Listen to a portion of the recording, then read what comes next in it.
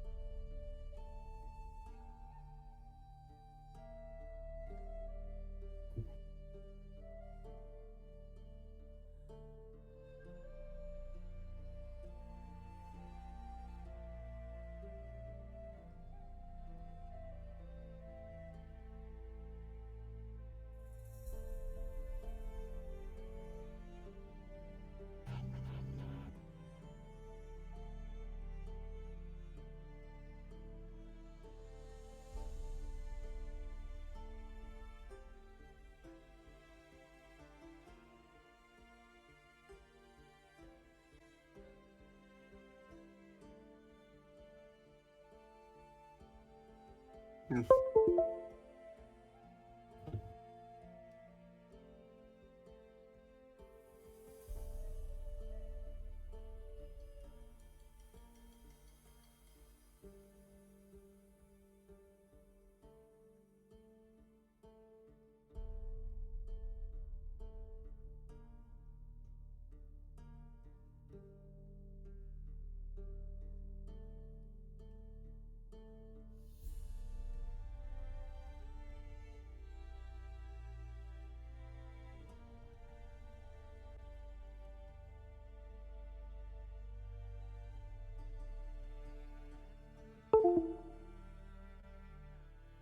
Oh no.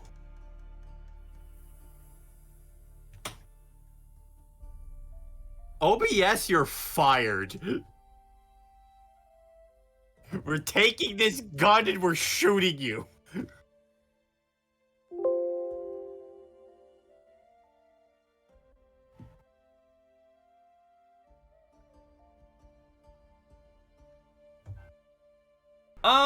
Okay, apologies everyone for that moment of silence. I'm gonna have to repeat everything I just said. Hi, I am here, and, I exist.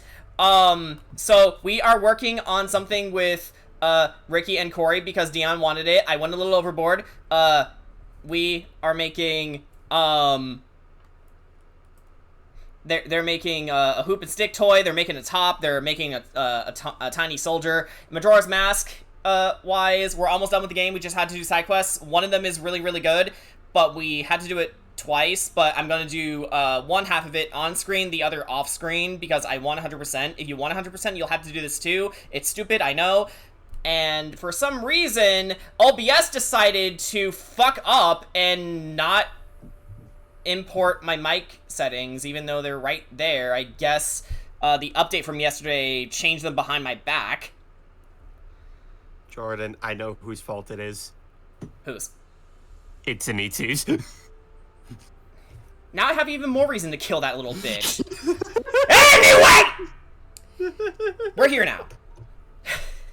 Sorry, I had to get that all of that out there because I am so pissed that this happened. Hi. I was here the whole time.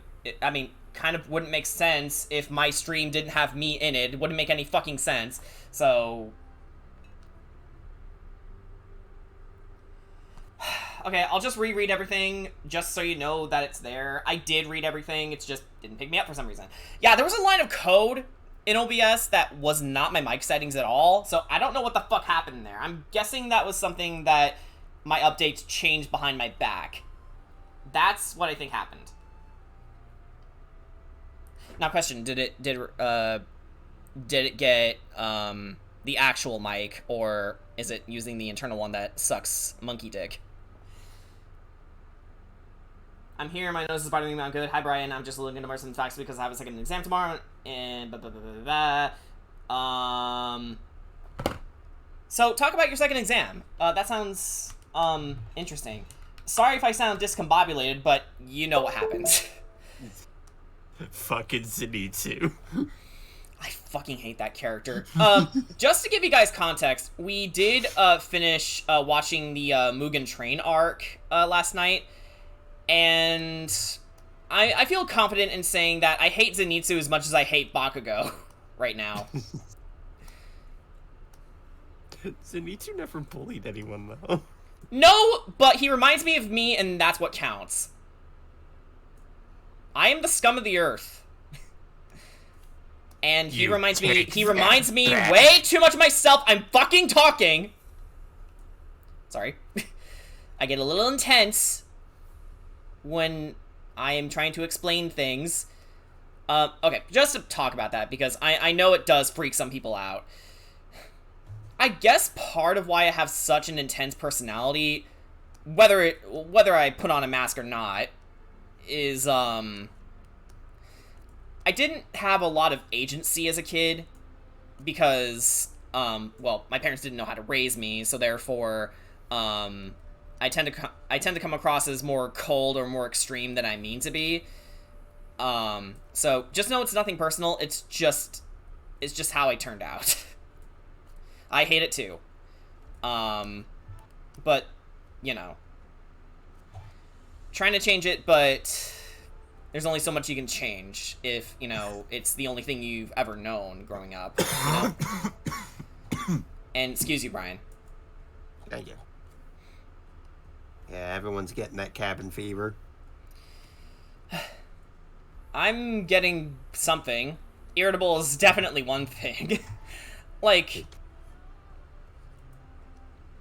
on top of my hand situation, it's just like, I've been getting extremely bogged down. Not to mention, a lot of these commissions, while I did enjoy working on them, it was getting to work on them in the first place due to all the real-life shit I had to deal with. So it's like I wasn't as into them as I should have been, and, you know, still doing my best, as you see here, but, at the same time, it's just, like, ugh. I'm guessing this is what they call burnout. But the thing about Twitch is they don't really offer vacation days, so it's like, if I take any longer to, not make content due to something I can't control, like my burn, then, you know, the channel suffers for it. I'm not saying it's fair, but that's what it is. Yeah.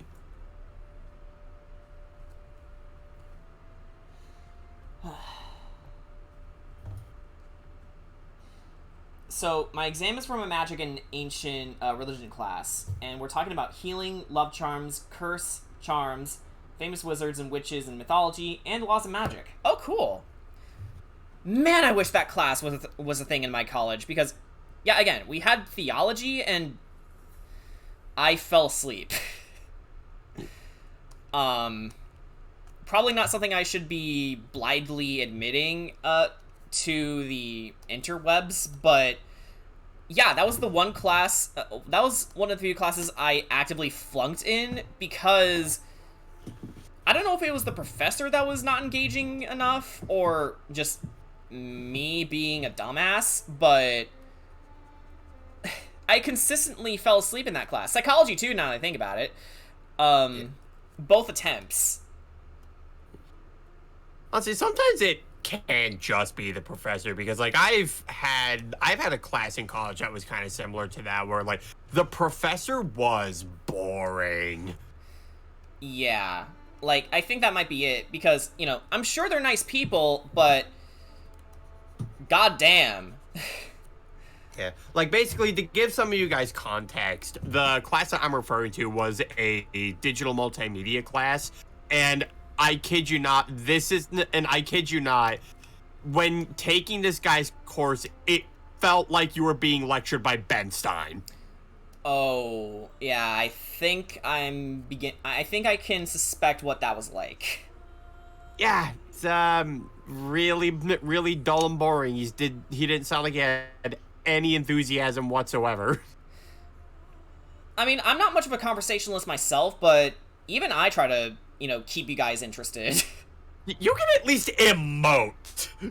Yeah. I mean, your Like, your mileage may vary on how far I go, but yeah, I can emote. You at least have rage. Yeah. But yeah, I can't really tell you why I was such a bad theology student and psychology student. But if I were to guess, then yeah, maybe it's just the teachers were boring. Like, I tried my best to stay awake. It just didn't happen. And I go to bed on time and everything, so yeah. We also got to talk about some stereotypes of witches and how some of those things are true. Yeah, because, we all know the archetypal witch, but, first of all, they're not all like, Baba Yaga, for example, but some of them might be. I guess it just depends on, the framework of the story being told and also, the context of it.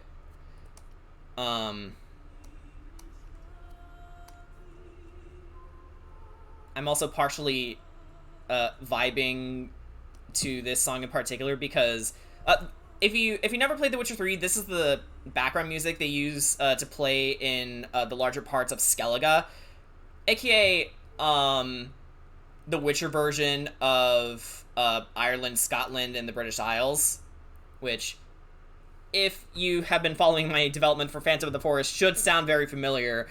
It's just Eclepia is more so based off of it, mainly Ireland, and how colonization ultimately shaped it into something that it wasn't supposed to be. Because a lot of Celtic history was lost to the ages because of Christianization.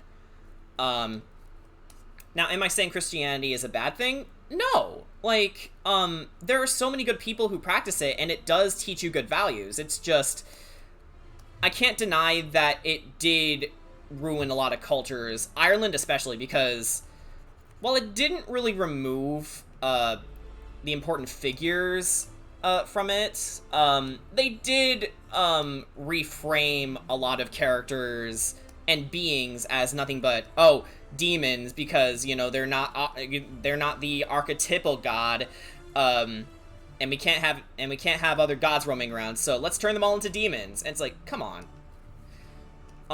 So there are a lot of the stories from Ireland are stripped of their context, and that sucks. Being someone who is part Irish and wants to learn more about his ancestors' history. Oh yeah, Jen is actually Wiccan. I don't know how many of you guys know that about Jen, but yeah, she does read fortunes. She does. If you heard about her practices of blessing our dice, she actually does call upon existing gods to help bless the dice. Let's see. We also got to talk about some stereotypes. Oh, sorry about that. Cauldrons, wands, tricking people, and a few things. Plus, not all of them are like the Wicked Witch of the West. Yeah, definitely not. Actually, there is a figure associated with the Wild Hunt. I'm forgetting her name, but she typically shows up as an old crone, and there is this one story where a girl fell down a well and met this old woman and did all those chores for her out of the goodness of her own heart. And by the end of it, she offered to help the girl return home. And by the time the girl got home, she started basically vomiting out gold coins for her good work. Yeah, every time she spoke, coins fall out of her mouth. So, I think it was her sister who found out about this and was like, hey, I want that too, and decided to basically not help out the crone do any of the chores, basically demanding an award. And by the time she came out, she started vomiting out frogs.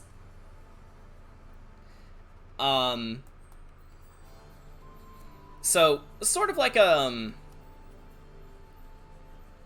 interesting way to frame good deeds as good deeds for the sake of doing good deeds, as opposed to wanting to do something to gain something. Basically doing something that suits you. When our teacher was asking what you think of witches, what is the first fictional witch you thought of? I thought of two, the Witch of the West, but I did get to talk about Bayonetta and explain about her hair power in class. Oh, how did your teacher take it? Because I know Bayonetta's big thing is not just confidence, but also sexual confidence. Though I have total faith that you explained her well enough. Big Mac, hello. Can I see if you can figure out one of the Riddler's riddles? Depends what riddle it is.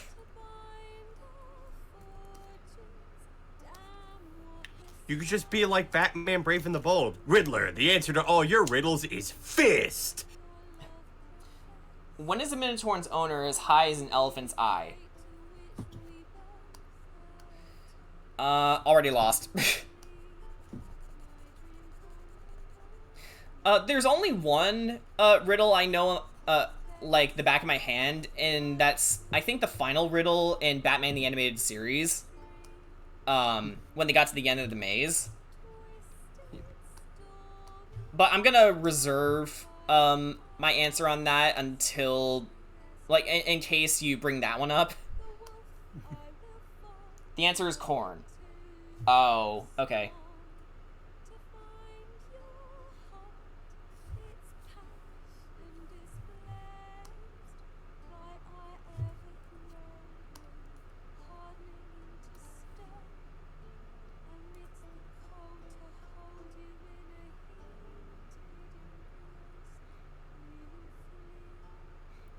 Dream come the morning.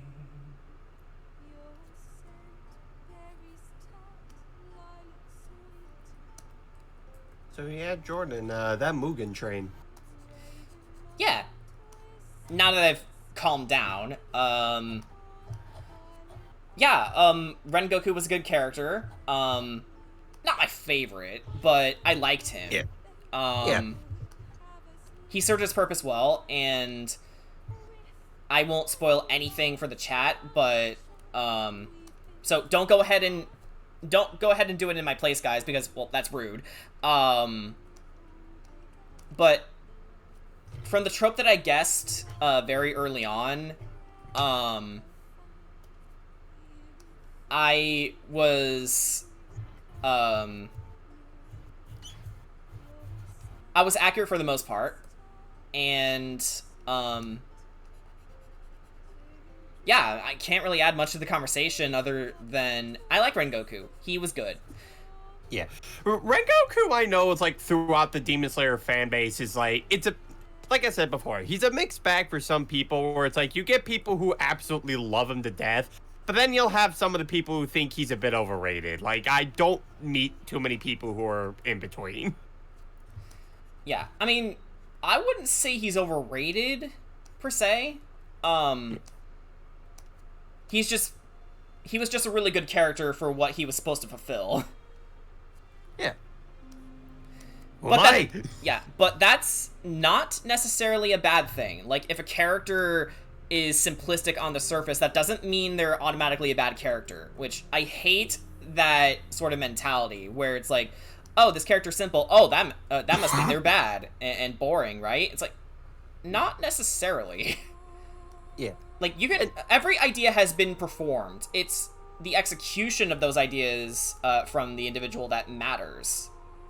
Yeah, and I think Rengoku gives enough charisma to actually make me care about him. Yeah, like, I certainly cared a lot about him too, despite how simplistic I think he was. That being said, I like unequivocally good characters. Yeah, I mean, you like Superman. Yeah, I love Superman when he's written well. It's just whenever I see people, well, the popular thing to say is I don't like how they represented Superman in Man of Steel. But that's mainly because I wouldn't feel safe around this guy. Purely because they don't really hold back how dangerous Superman would be. Although I do like the scene where he breaks Zod's neck, and that's the whole reason why he never kills his villains, because, well, he felt awful after it, and he was forced into that situation, but, you know, for that to be the motivation for why he doesn't kill his enemies outright, if ever again, is a really solid motivator. Especially because when you consider that Zod was a Kryptonian like him. Yeah, one of my favorite things when it comes to like people talking about those how it was like, oh, I can't believe they made Superman kill Zod. You mean like how he always had to, even in the comics? Oh, so this was actually a consistent thing. Yes. Okay. Alright then. Come to think of it, didn't he do that in one of the old Superman movies too? Yes. Yeah, in the Fortress of Solitude, I think. Yeah, because cause that was always a consistent struggle with Superman whenever he had to fight Zod, because he was basically fighting an evil Superman, and he had to decide, all right, who's it gonna be? Is it gonna be me, the last Kryptonian, or are you gonna let all these other people here die? And if you know anything about Superman, he wants nothing bad to happen to humanity, so he chose humanity. Yeah. Not just for the simple fact that, you know, he was raised as a human boy, but because, well, it's his job. Yeah. But luckily that's not a constant for Superman as a character. Before we continue on, Crystal says, I talked about Bayonetta's beauty mark is a sign of her powers because witches are known for beauty marks and how witches make pacts with demons as they use long-haired vessels. I only talked about a few things because I wanted others to talk because everyone was participating in this topic. Okay, that's true. Good way to summarize her, though. Just know that Bayonetta still owns me, and I'm okay with that. That's true. So back to the Superman thing. Another villain that he commonly has to you know, put down is Doomsday.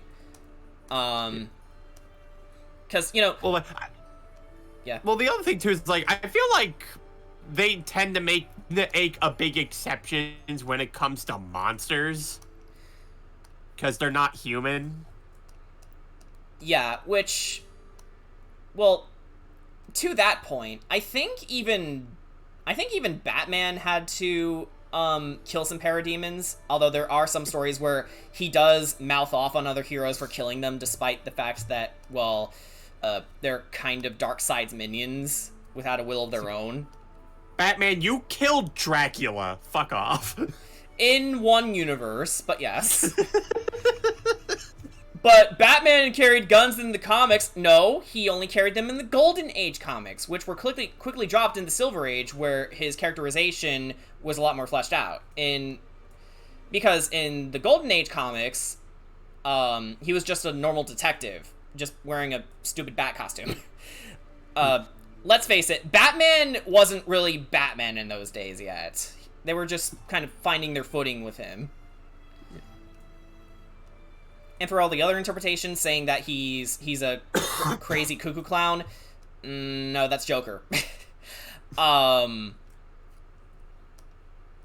those are just different interpretations of the character. That doesn't mean they're canon. Oh, but they're actually canon in some comics. Suck a dick. Right now. Batman's not a clown. Stupid. Well, the Batman Who Laughs is.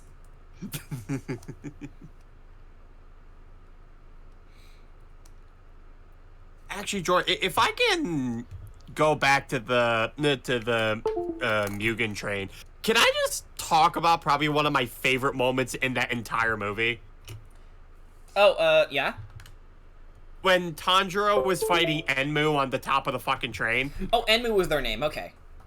Yeah. Well, yeah, they technically never really got name dropped in the movie. Yeah, like, that completely slipped my mind with, you know, everything that happened yesterday, but, yeah, we never heard Enmu's name, did we?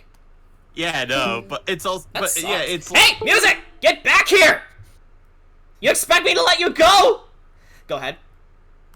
But yeah, like, I loved that whole sequence when, like, Tanjiro is, like, engaging with Enmu on the top of the train, just shaking off going to sleep by constantly cutting his neck in his dreams. Mm-hmm. And then when Enmu was like, you know, okay, this is clearly not working. I keep putting him back in this perfect dream world. I keep putting him in this perfect dream world, and he keeps getting back out. And so he decides, I'm gonna put him in a nightmare world where his entire family is gaslighting him for not saving their lives back when they originally died. And Tanjiro's response to that was not to get heartbroken, but he is pissed. And he looks at Enmu after waking up and goes, my family would never say that to me. Don't you dare insult my family. And goes right for the decapitation. Yeah, because the biggest character trait for Tanjiro is that he's a family boy, and if you threaten that, then, well, prepare to die. Something that Death Battle didn't understand. Yeah, Big Brother mode activated. Like, yeah, Jonathan, you activated Big Brother mode. You couldn't beat Tanjiro like that. And then Death Battle's like, no, he beats him anyway. Okay. Wait, why are the comments yelling at us? Stop! Fucking weirdos. You can't beat Tanjiro in Big Brother mode. That's the law. I know they only reserve it for, like, special episodes, but they really should do some run-back episodes. What's that? Goku versus Superman for a third time? Not what I meant. But if you want to do Weiss versus Mitsuri? Weiss versus Mitsuri again. That would be good. Sorry, I don't know what happened there.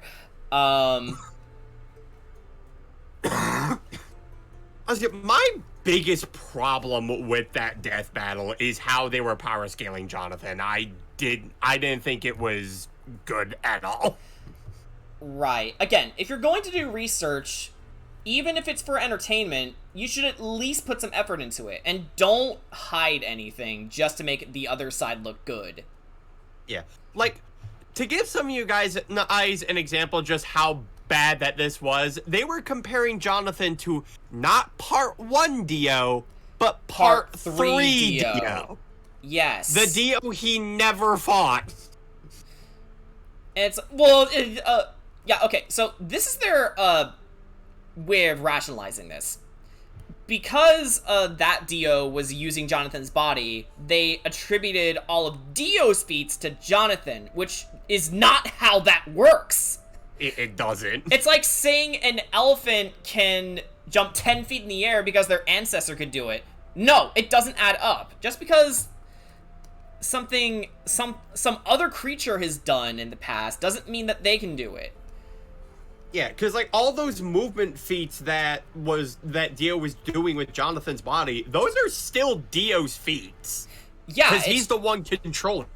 Yeah, it's just he was using Jonathan's body to do those things. That doesn't mean Jonathan's doing it.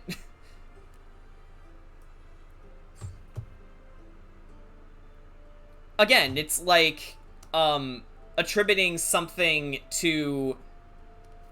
It's like attributing other feats for a character and trying to, do a crack theory to make it plausible, and that's not how it works at all.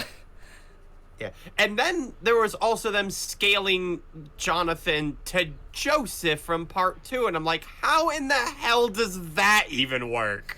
I'll tell you what their thought process was. Because they're Joestars, that means they can do it too. It's No. every Joestar is their own individual, you cock. So what? You're telling me Jonathan is on par with fucking Jordo? Yeah. Jordo, who has the power of no? I think that's what they're saying, and it's wrong! Because, Joseph Joestar could dodge laser beams. Yeah, Jonathan couldn't, though. Yeah, or, hey, Spider-Man, can lift this building all by himself, and what makes you think Miguel can? Yeah. Actually, you know what? By that logic, shouldn't Miguel have beaten Terry? Yes, he should have. Absolutely, because it doesn't matter how strong the Batsuit is. There's still a flesh and blood human being underneath it. The death battle that really made me mad was Virgil versus Sephiroth, because first, that's an unfair fight. Secondly, they were using DMC3 Virgil. I don't think DMC5 was out at the time that battle came out. Right. So, yeah, I think if we were specifically going off of, Virgil's best things he could do, I think DMC3 is about as far as they could go. Right.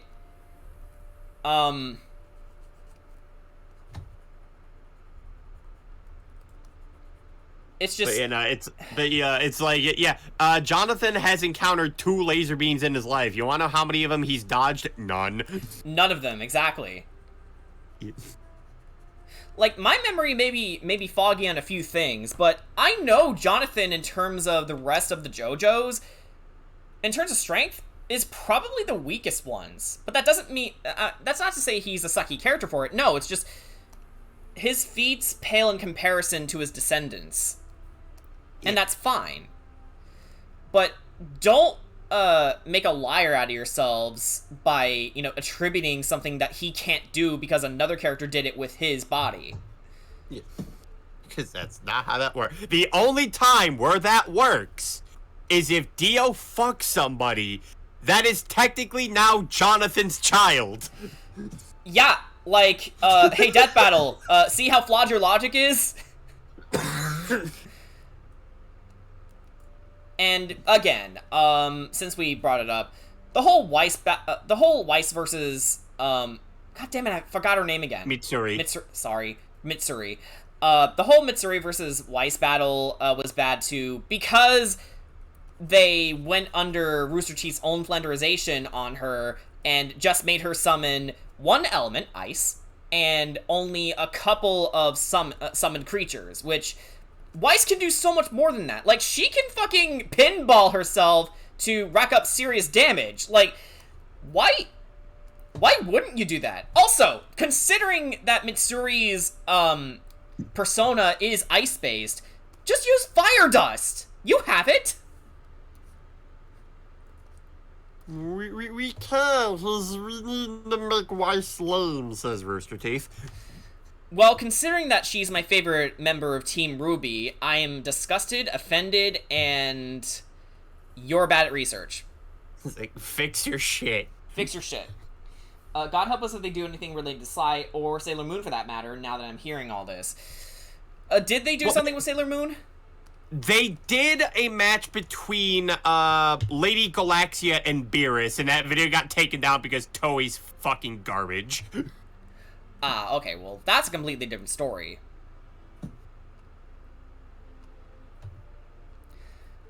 Also, Toei, come on, you're better than this. And also,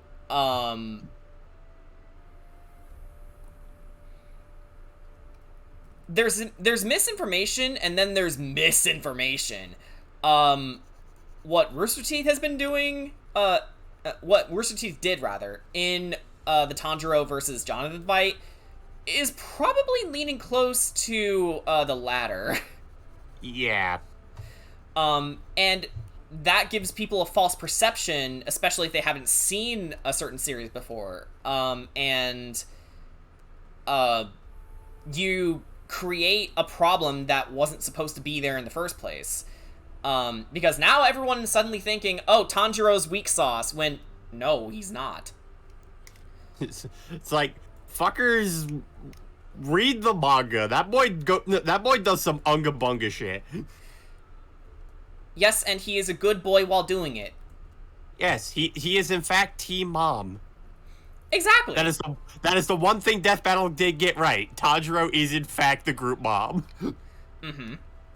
But they didn't get right that whenever he's in Big Brother mode, he always wins. Or at least always lands the biggest hit. Yeah. Although, one thing that I'm now considering, Jonathan, I certainly hope you took Tanjiro's sword with you, because if you left that behind, you're gonna have to face a super boss. Mm-hmm. A certain someone with a pog face. Yeah, like he just hears a knock on the door. Hello, how can I help?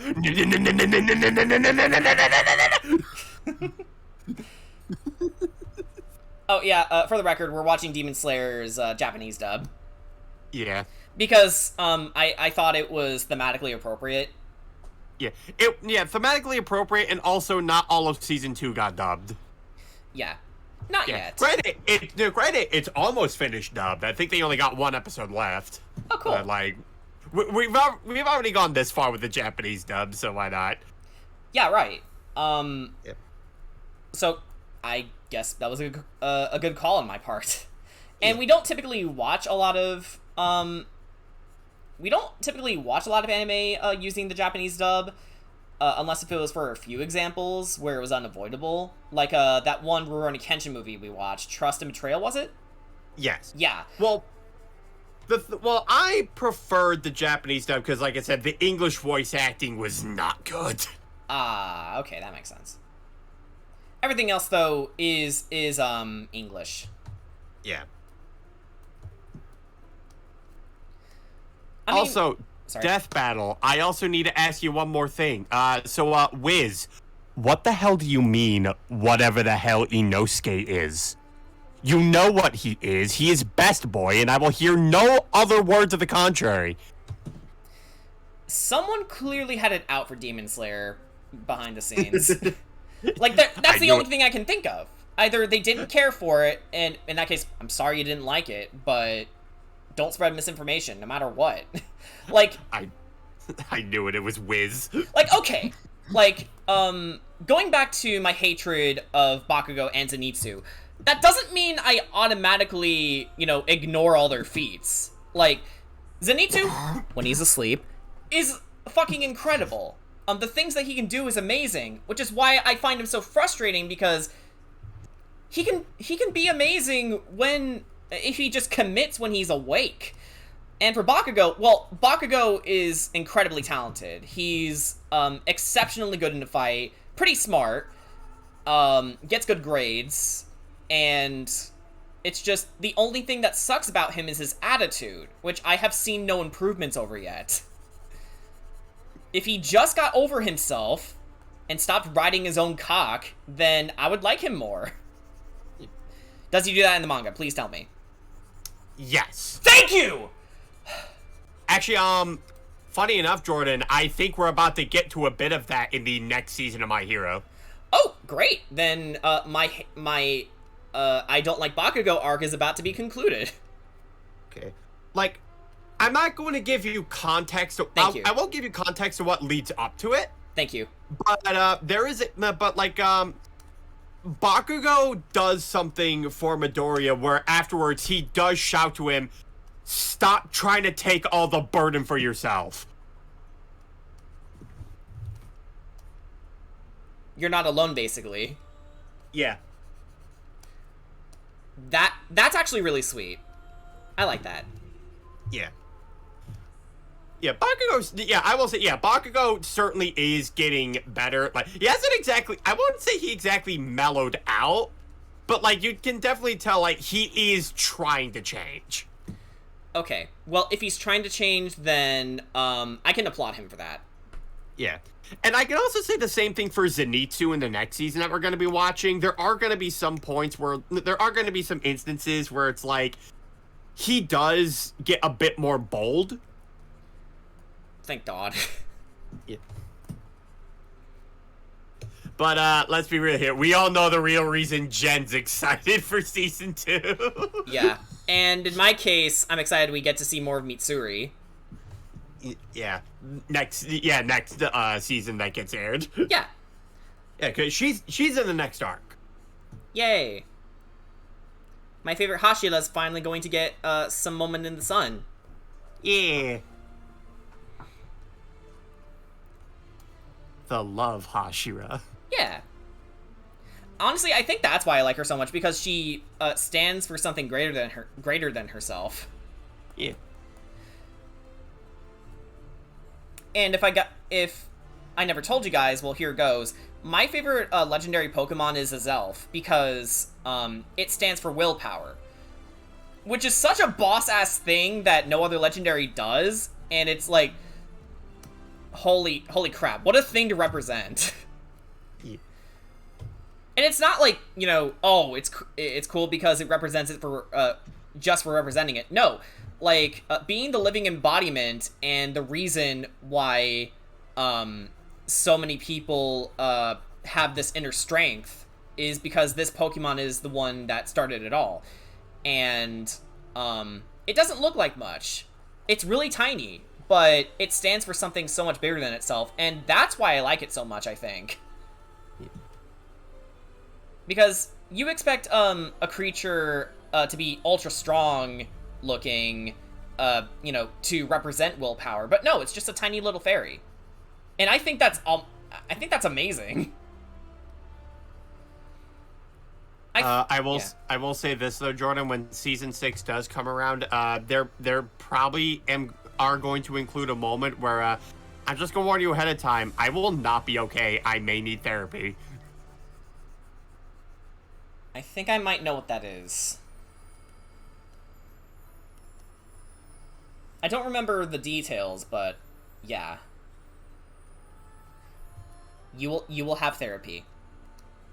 Thank you.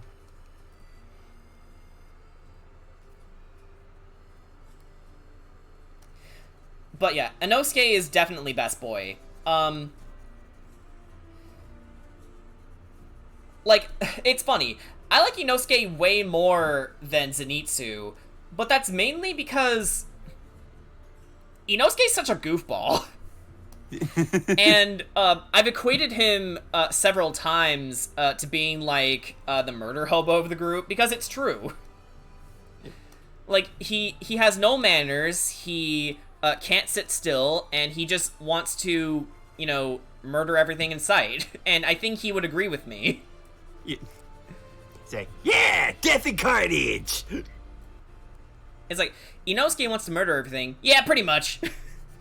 And also, that boy be flexible. Yeah. The Inosuke, if you didn't know, has super duper flexibility. And Tanjiro has super duper smell. And Zenitsu, I think, has super duper hearing? Yes. Is that right? Yeah. Yeah.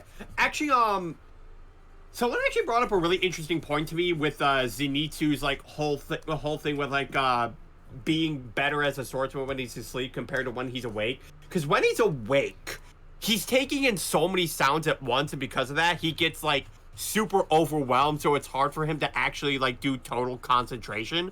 But when he's asleep and his mind like is able to focus on one thing, it makes it easier for him to keep track of things and easier for him to actually, like, do full concentration. Okay. Doesn't mean I like him for it. It's like, I like your reason, sir, but, start doing it when you're awake. It's like, again, I get it, it's just... you're getting in your own way. And that pisses me off because you can do all these amazing things when you're asleep. Come on. I guess I'm also tough on him because, again, I also have anxiety issues. You would know by how often I shout my lungs out every time I stream. But I assure you, I am like a complete wreck. I guess I'm just really good at hiding it.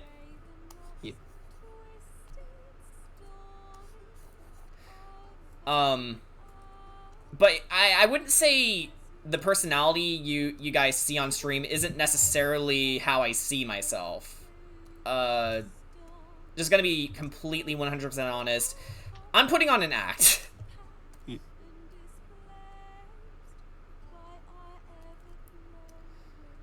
Also, yeah, also, Jordan, I know another reason why you also started loving Inosuke.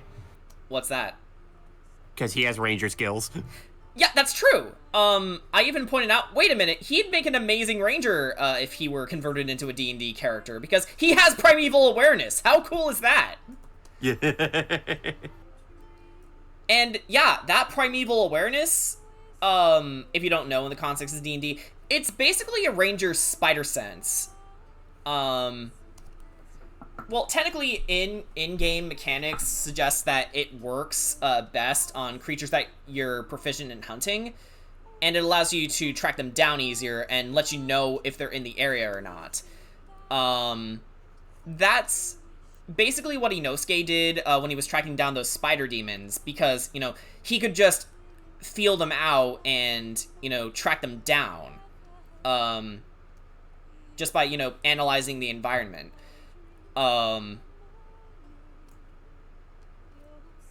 Which I think that was a really cool thing. Like, if Inosuke were a D&D character, I would say that he would be a barbarian ranger multiclass. Yeah.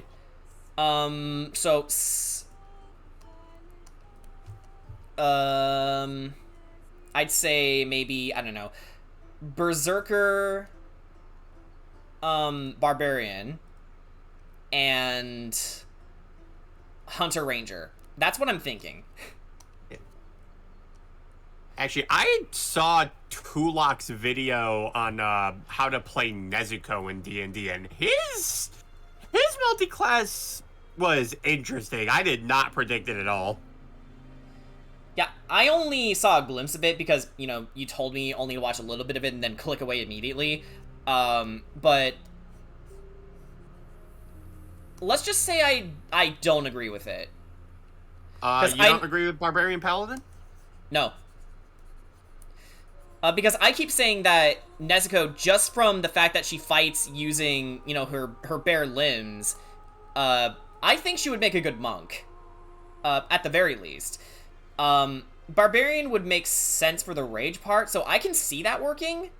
But, Paladin, I'd have to watch/read more Demon Slayer to really understand, why that's a thing. Okay. Oh shit, he cut out. In season 2. Oh, sorry, what was that? I said you'll learn that in season 2. Yeah, I figured. Crystal pointed out something big. I just remembered something. Happy 30th anniversary to Nintendo's best pink boy, Kirby. April 27th, 1992, the day Kirby's Dream Land was released. Oh, happy birthday, Kirby! Kirby! Can we get a Poyo in the chat? Baya! Baya!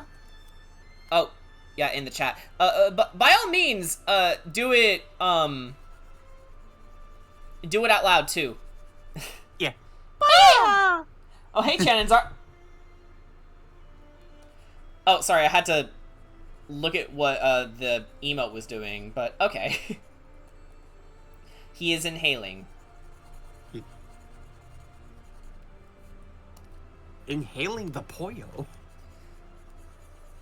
Yes, feed him your energy, everyone. Fuck. Now, give me your energy! Give me my energy, Goku. Why is it not Speaking of Dragon Ball, can I just say, I'm still trying to get over the fucking next matchup that they're doing in Death Battle. Like, Thor versus Vegeta. They're definitely on something, because what's the correlation? Oh, they're both dickheads? Again, you're doing the weird string theory thing. Like, it doesn't work that way. Yeah. Like, okay, they're both fallen princes, they're prideful, they like to battle, okay. And? Yeah, and, not to mention, Thor is a god. Like, I don't care what, definitions of God that they're loosely stringing it off of in the MCU. But if Thor is super strong, has Mjolnir on his side, and has electrokinesis, then Vegeta is going to lose. It's like trying to fight a fucking thunderstorm. The only reason why Wonder Woman and Thor made sense was because, you know, they're both connected to the gods in some way. And I think Diana herself is a demigod, right? Yes. Yeah, so that matchup made sense. Not to mention, it also played on the idea of, you know, Norse mythology versus Greek mythology, because Diana is Greek. So, the theming made sense. For Vegeta and Thor, there is no theme. It's just loose connections.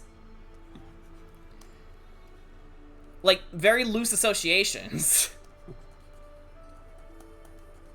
And if you're basing your death battle on that, then it doesn't work. Oh, but Vegeta's being trained by a god of destruction to become a god of destruction. It doesn't matter. He is still flesh and blood.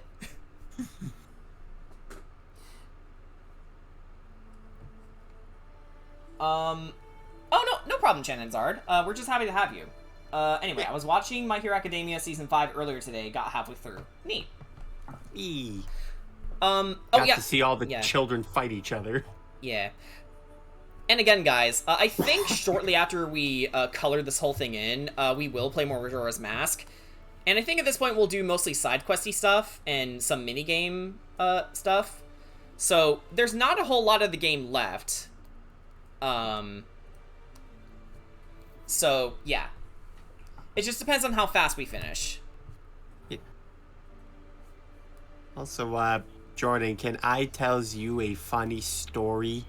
Go ahead. Okay, so, the Festival of Neg is over. So something they like to do is they like to throw in, like, this final little curveball thing at the end where it's like, it's not just simply finding a neg. Now it's like, oh, now we have a plot going on here.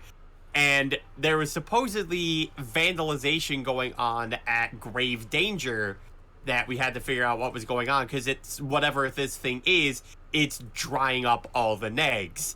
What we eventually end up finding out that it is actually a brand new species of a pet. So yeah, they introduced a brand new species of pet that we were able to own. It is called a talbot. No, it is called a talbotat. Talbotat? Yeah, talbotat. It's Talbotat. Okay. Yeah, and like I told Jen about it, and then as soon as she finds it, she's like, "Oh my god, it's so adorable!" And then I also tell her, "You know, it's a vampire for negs," and she's like, "God damn it!" So, we can add another vampire creature to the list. Yeah.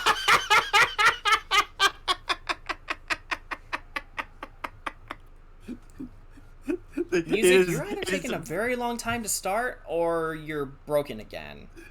Yeah. Oh wait, no, there it is. Oh, thank God. I think I better increase the volume, actually. Excuse you. Yeah, okay, so that's the problem. The song was too quiet on the video itself. Yeah. But, like, the other funny thing, too, is that it doesn't end there for me.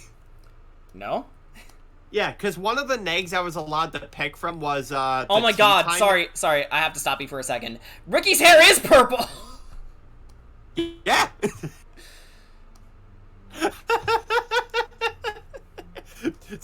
oh no, don't say that out loud. You might summon Gastro Holtman. Which is what we wanted to do last session, but, you know, life got in their way, too. Yeah. Well, he was joining Heaton when streaming Kirby. Fuck. Yeah.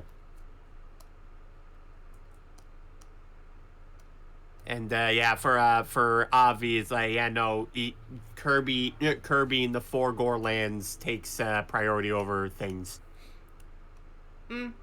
Fair enough, I guess. Yeah. But yeah, like the funny part is like, okay, so one of the 3 nags I could choose from was the tea time nag. I select it, I get the fucking tea time in the Ovia stamp for a 3rd time in a row. Ah. And for those of you who don't know why that's such a big deal, that stamp is worth 100K. What he said. Yeah, again, I don't understand a lick of Neopets. I'm just along for the ride.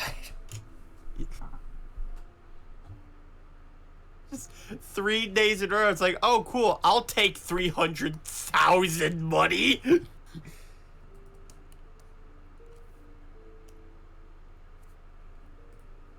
Fucking rich get richer.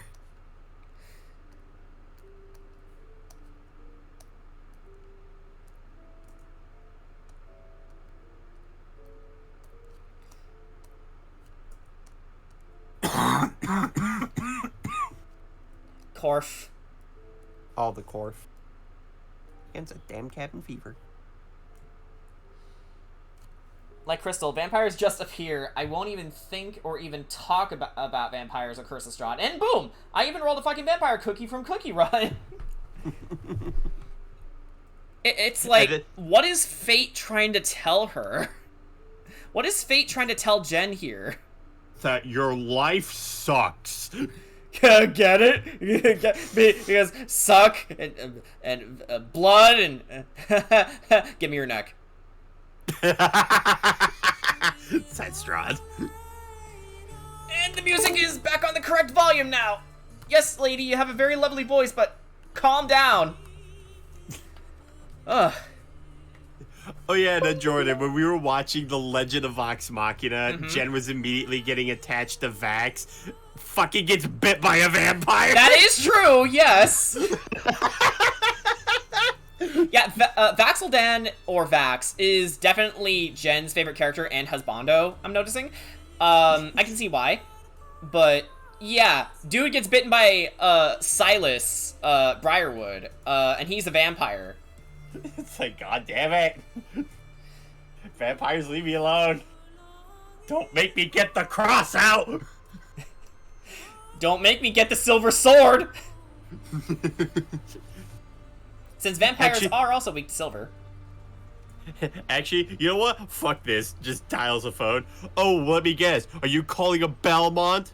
Not exactly. Then suddenly Inosuke just runs in. Yeah. Coming through, coming through! It's like, what the fuck is that thing?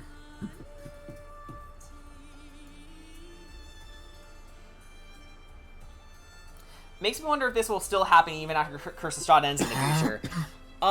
Not to shit on Jen, but I think it will happen, yes. Yeah. Anywho, I'm going to BRB. I have Sketty waiting downstairs. Okay. You enjoy that, Sketty.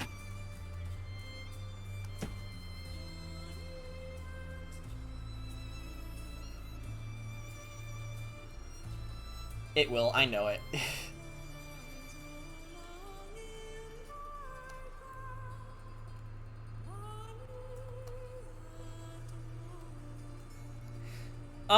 And Jen's explained this a couple times too, but apparently, I think Jen mentioned that she was distantly related to, one of, Vlad the Impaler's, spouses.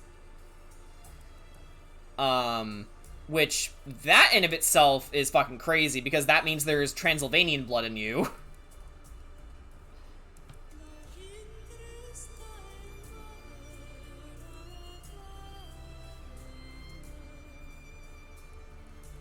Wait a minute, that's not something to say yay over. Vlad the Impaler was the, inspiration for Count Dracula. because Vlad the Impaler, well, specifically impaled his victims and then put them on display. In fact, Vlad the Impaler's castle is the most haunted location on the planet. And, according to my friend Ronnie, just getting close to it guarantees that you're going to get shot with arrows out of nowhere.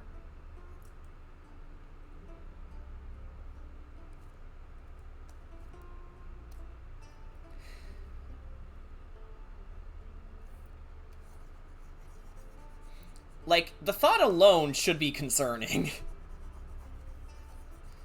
Of course, I'm not about to be like Death Battle and say, oh, that means, Jen is a vampire, because, no, that's not how it works.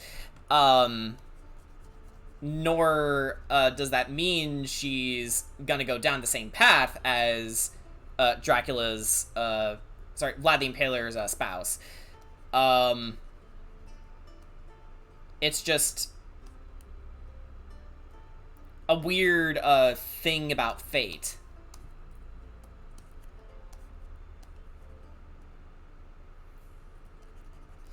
But yeah, Jen, oh, okay. Anyway, Jen, do you have Transylvanian blood in you? Because, then that would make a lot of sense. Like, have you ever looked into your family tree after the revelation, or...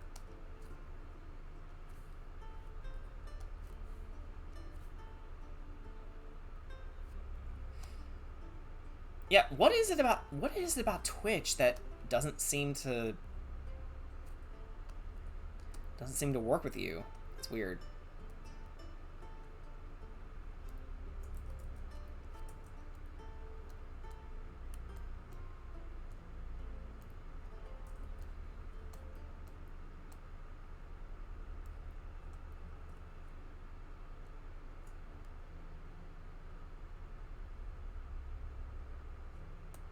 Also, hello, Trolda. Also from Skellige. I might, given my mother's side of the family came from Europe. Okay. Thank God Kevin didn't do a live stream last night, and is about to do one later tonight because the Wi-Fi cut off last night for no reason.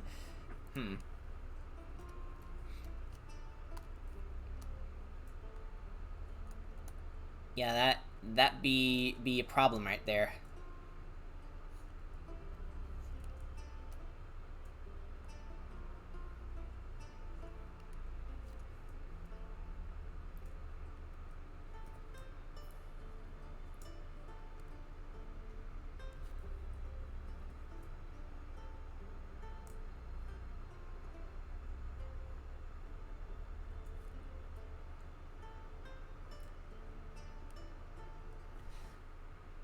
There's an old Romanian recipe that my grandmother taught us, so it's a possibility.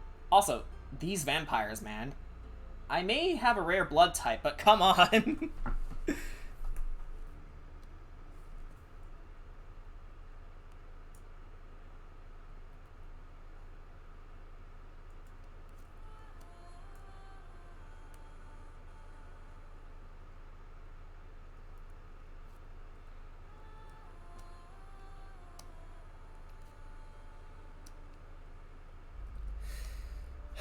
Jen, I think I'm gonna have to add more vampires to your pile, because there's a DLC expansion for The Witcher 3 known as Blood and Wine. The adventure takes place in the Kingdom of Toussaint,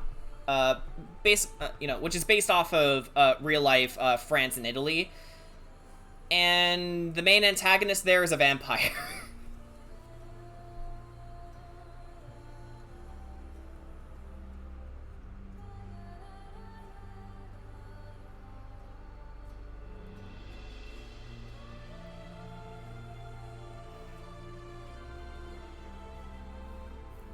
I say this because if it did, I would go on Kevin's Discord, get picked, would talk to him, and the Wi-Fi would kick me off of Discord.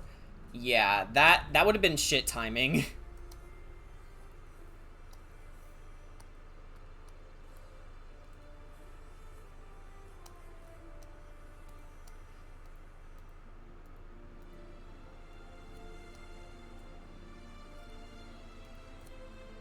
That being said, Blood and Wine probably has the most light-hearted side quests and themes surrounding it compared to everything else in Witcher 3. And especially when compared to the other DLC adventure known as Hearts of Stone, where you help this guy called Olgierd deal with his curse having to do with Gontar O'Dim, which, if you didn't know, is the Witcher version of Satan. This has happened before when I was in the waiting room with my friends, and when I couldn't hear them, I checked the Wi-Fi and I was offline. Yeah, sounds like you just need to get a better router, Crystal. Because I think the current one you have is really shitty. Or maybe it's even just your technology.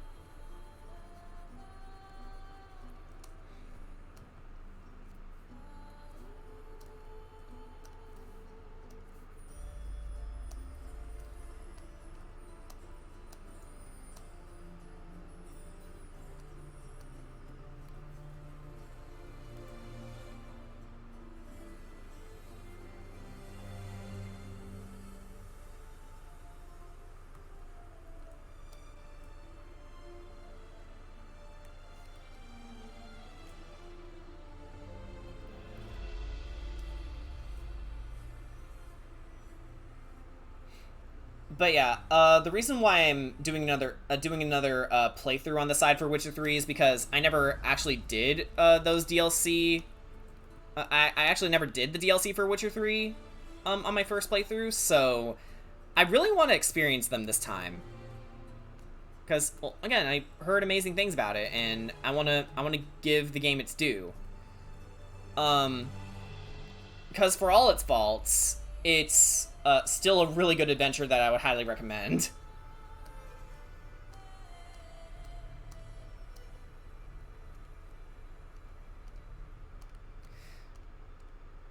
Definitely not for kids, though.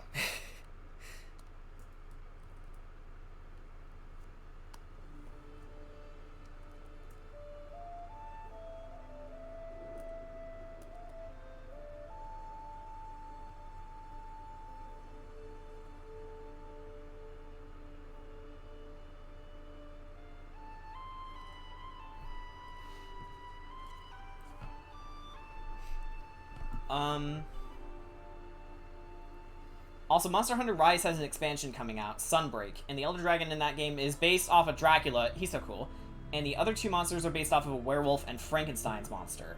Ah. The Creature.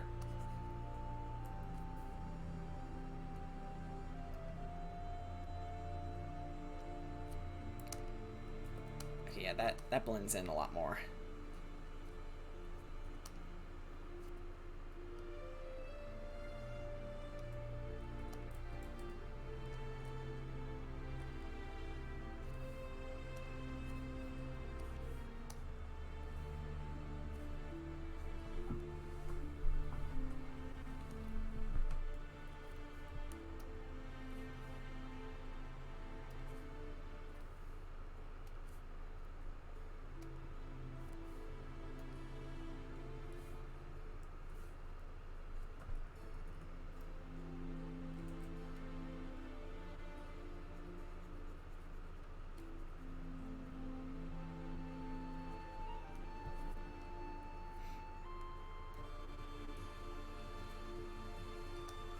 Oh yeah, that's fine, Crystal.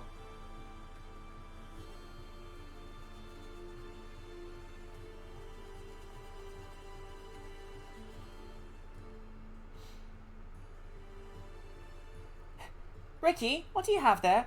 A knife. No!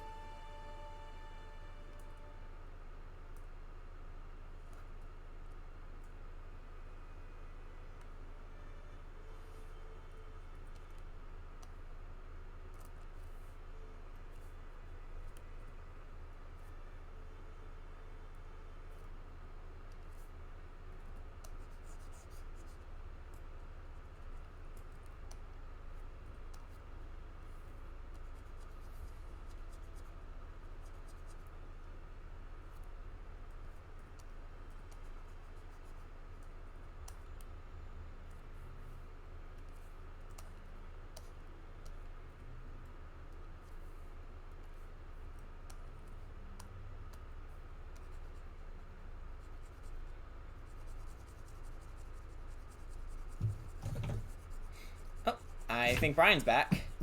I think Brian's back. Yee. I had my spaghettis. Awesome.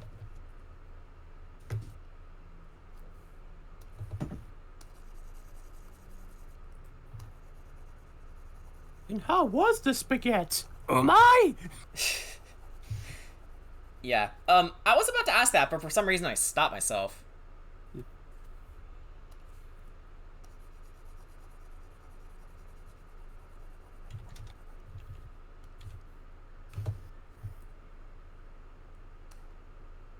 It's like, please don't. It's like, please stop saying that. Oh my!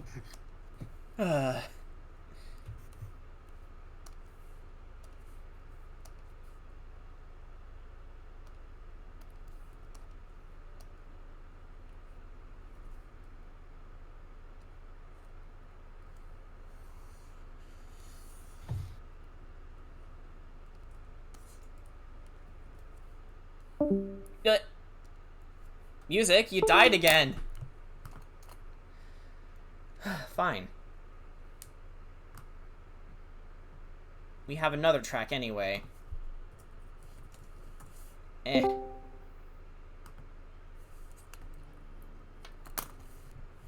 Okay.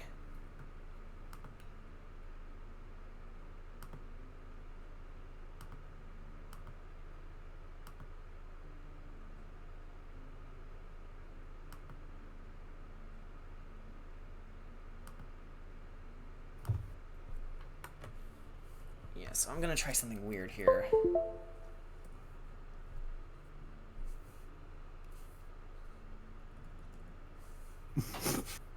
Actually. God damn it, Doobus Goobus. Huh? So, they did a new animation with Joker and Harley. Oh god, what?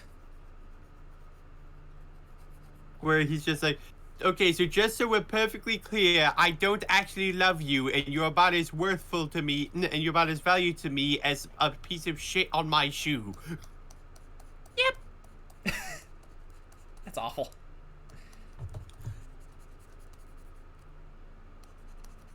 So I'm going to list off the number of things that I can plan to do to you, and I need to know if it is okay. All right. Push you into a vat of acid. Okay. Forcefully impregnate you and then ditch you. That's good.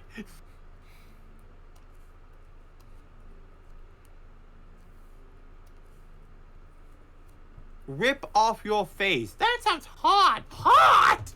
You know, maybe I do kind of like you. Oh, I knew I could get you to like me. Into the vat. Ah! Sad as that is, that kind of sums up the relationship to a T. Yeah. Which is why I'm glad to see Harley has completely gone out of it now. Thanks, Ivy. Thanks, Ivy. You're the best. I mean, you're the best when you're not being an eco-terrorist, but you know. Or hating your own kind despite being a mutant. It's like, willing to give credit where credit's due. Batman does. Yeah. And any story that doesn't have him do that is a Batman story being told wrong. But Batman does it in other stories. Well, that Batman is a bad Batman. Again, the test that I like to employ is, can you imagine this Batman comforting a small and scared child? No? Then congratulations, that's not Batman. It's just a dickhead in a bat costume. Batman. Ace. Yes, that whole sequence. A really good sequence at that. Actually, in Telltale's Batman, there's a moment where he finds a boy belonging to this family that got slaughtered, and the coolest thing is that Batman has a voice modulator, not unlike the Dawn of Justice one. But here's the thing: for that whole scene, he didn't turn it on once around the kid. He talked in his natural voice and you can choose to be a dick if you want to be, but if you're smart, then you would, apologize for scaring the kid and have him tell you what he heard while he was hiding.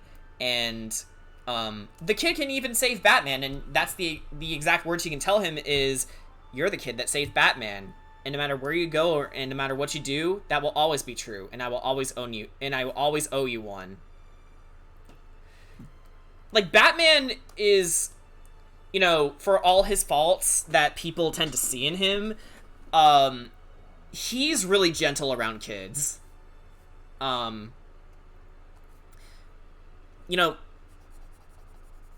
Yeah, he did train Robins, but here's the thing. They always come to him. They always go to him. He never forces the experience on them. Which, if people do think that, then what character are you reading up on? Like, I think that's where he gets confused with Batman, because, she's seeing all the bad stuff about him.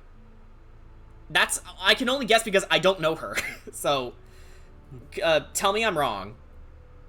If I am. But something tells me I think that's where she gets confused. There we go. Now that looks more like sinews and muscles. Now it's looking more like Ricky. Yee. Rico. Don't catch him. Don't let him catch you saying that about him. It's like, what the fuck did you call me? I have no words to express how utterly inaccurate that is. It's like, I have no words to express how utterly inaccurate that is. Thankfully, my knives have plenty of words to say. Mainly stab. Now hold still while I castrate you. Which he has yet to do to someone. But yeah, very early on in the stream, Ricky was really, really obsessed with, like, castrating people. Yeah.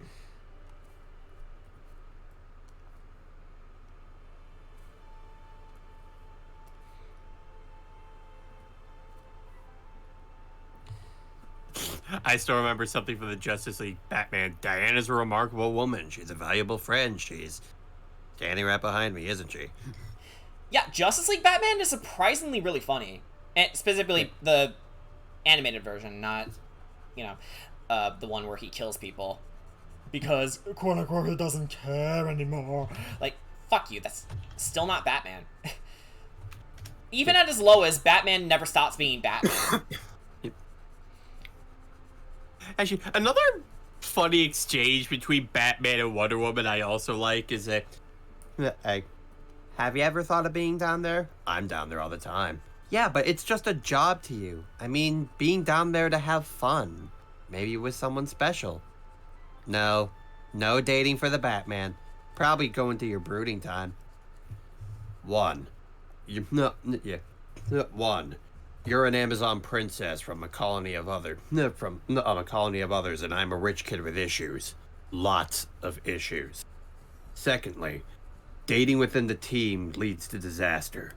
And 3, if somebody found out that I had a significant other, they would do anything they possibly could to them to get to me. Next. Yeah, Diana didn't like that. It's like, bitch, do you know why I'm called Wonder Woman? I mean, even in that sense, Bruce was right, but yeah, like, of all of Bruce's love interests, Wonder Woman was one of the few that he was really close to, which makes it all the more heartbreaking because Bruce still pushed her away. Yeah. In fact, we never see her again in Batman Beyond. Yeah. The closest character we get is Big Barda, but, she's not Wonder Woman, plain and simple.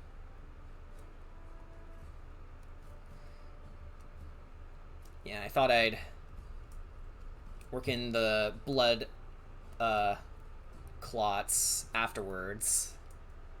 Just get the basic details ironed out first.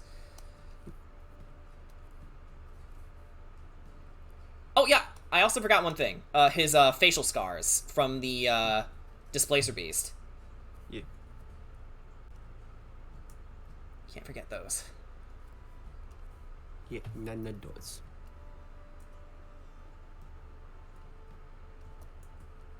Also, guys, earlier today, I got done telling Jordan that Tencent are about to make me into a terrorist.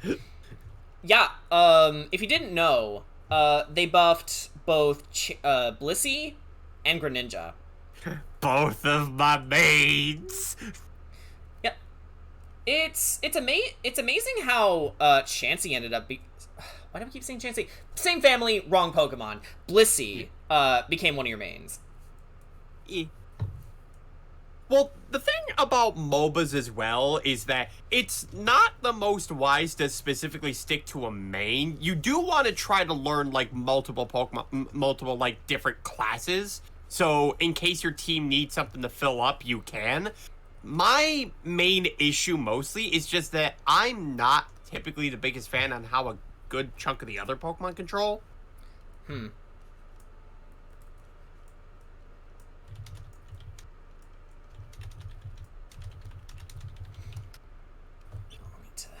But, you know, maybe if they add in Tyranitar, that will change. How about it, Tencent?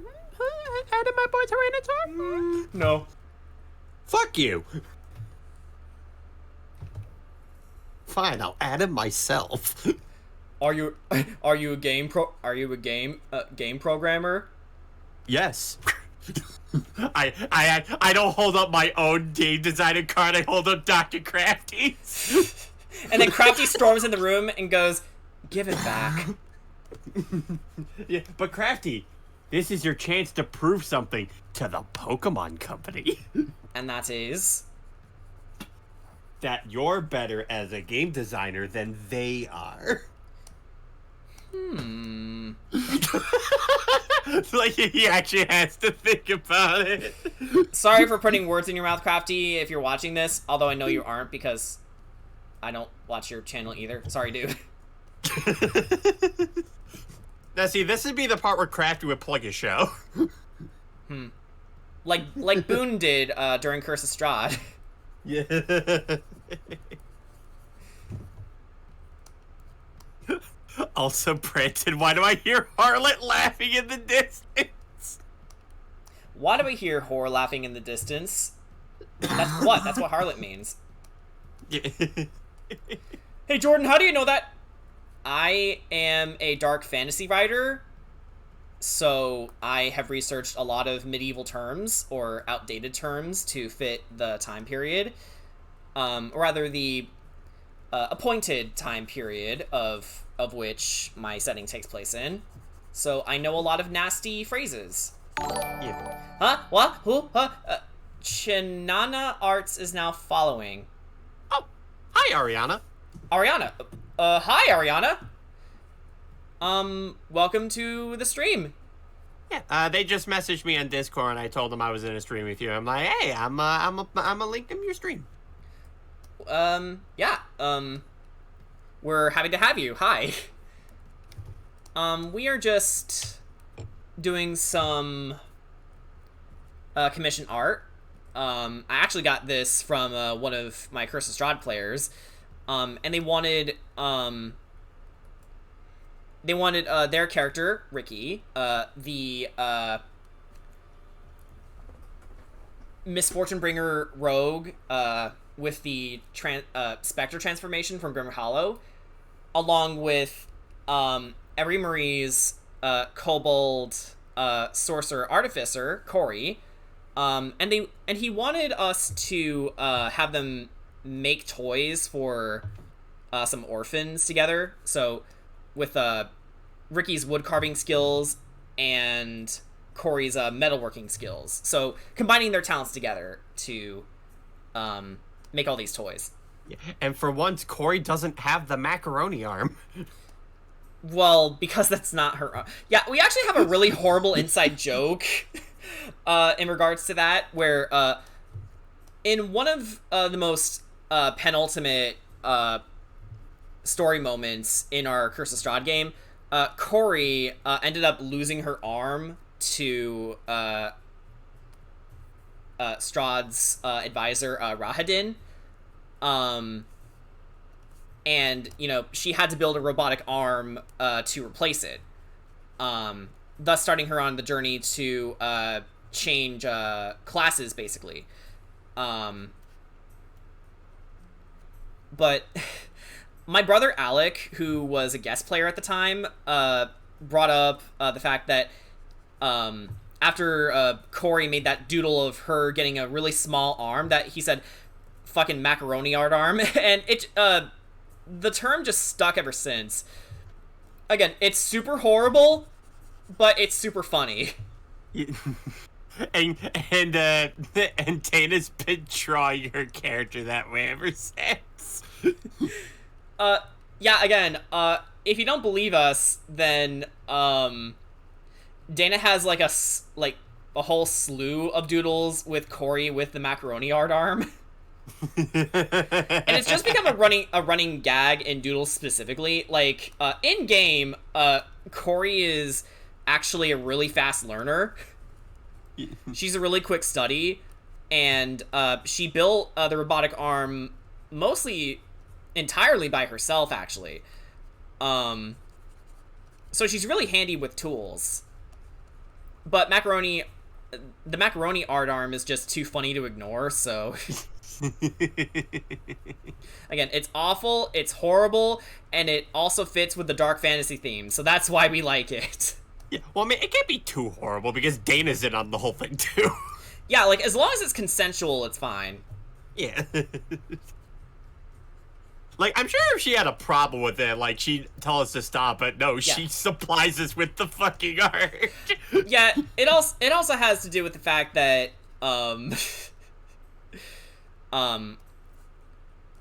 Corey is Dana is definitely, meme-minded, so that's also why she's in on it. Yeah.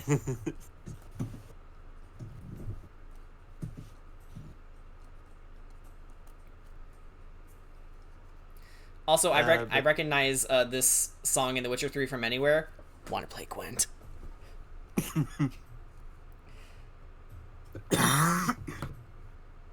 Yes, the game that I helped you learn how it worked. Yeah, and we also get an early bird cameo for Axis Bone, another character of Brian's, which is weird how he appeared the way he did, so... Yeah. But hey, he helped forward Corey's character growth, so that's something. He helped make her a gun. A wand gun, specifically.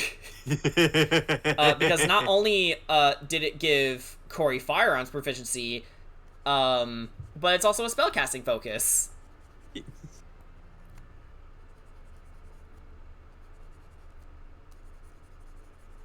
It's like this thing here is a also a 6-barreled projectile shooting rifle. Huh? It's also a gun. Mm-hmm.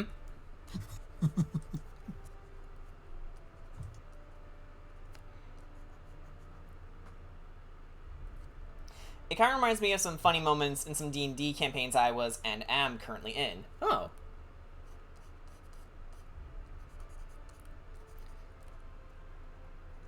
Yeah, I've known Ariana for quite a while. Honestly, John, I think you two would have a good time. I'm hanging out. Yeah, like I don't believe Ariana and I ever met. Yeah, she's a good one. Yeah. Jen also knows her. Yeah. Okay. Pleased to meet you.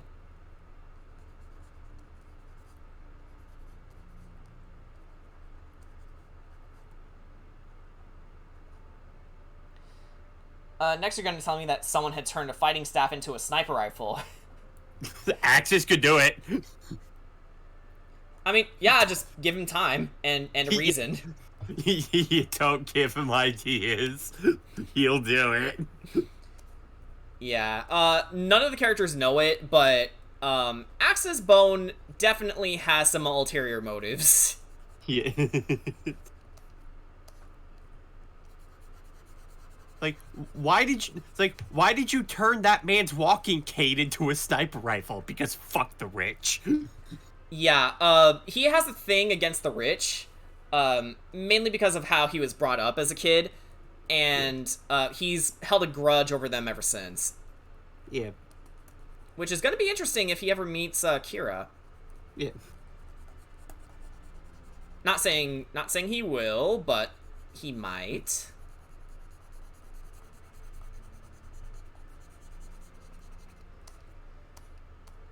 It's not precisely no. Yeah. Also, whatever you do not hurt Jeff. You will make Axis very angry. Yeah, do not hurt his little rat creature cub, or he will hurt you. It's like, I know plenty of places where I can hide a body where no one will ever find it.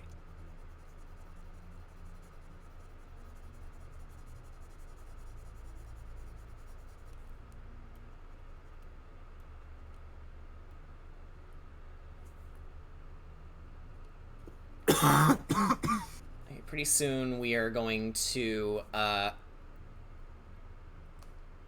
put Ricky back into his spectral self. Just getting the colors right first. Which, yeah, I think the hardest part about drawing Ricky is not his inherent design, because he's very simplistic, but it's, you know, making him look right. Because he is, well, a ghost. He's a ghost. A ghost with very, very poor self-control when it comes to the possibility of murder. That being said, Ricky is not a murder hobo, because in a lot of ways he has his head on straight, but in other ways he lacks restraint. So it's like, he has the power, but none of the responsibility.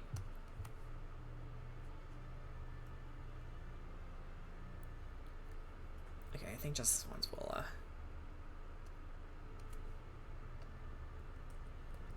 wait, no.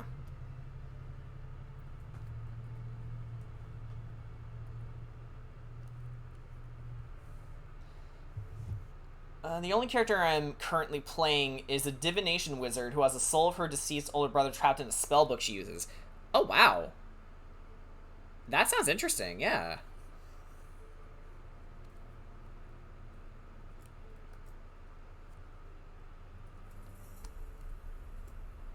I like that. I just saw a badass exchange between Sonic and Neo Metal Sonic. Oh, yeah? Yeah, so Neo Metal Sonic is like holding Sonic, and he's like, "No more games. Tell me where my master is now. Kill me and you'll never know. I have your bio data. I have my original plan. I will sift through the world's ashes to find him if I have to. Tell me or fall. I never fear the fall." In his world.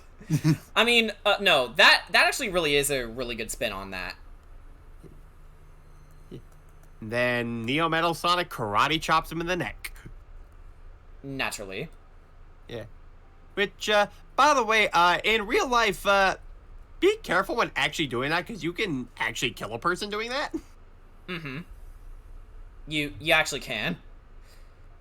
The human body doesn't really stand up to opposition well. That being said, we can't actually, you know, like how in movies, all those really tough characters end up snapping people's necks like nothing. That's actually super hard to do. And I think the reason is, well, simply all the vertebrae. All the vertebrae you have to go through. Like, you have to have the strength of at least 12 men in order to do that.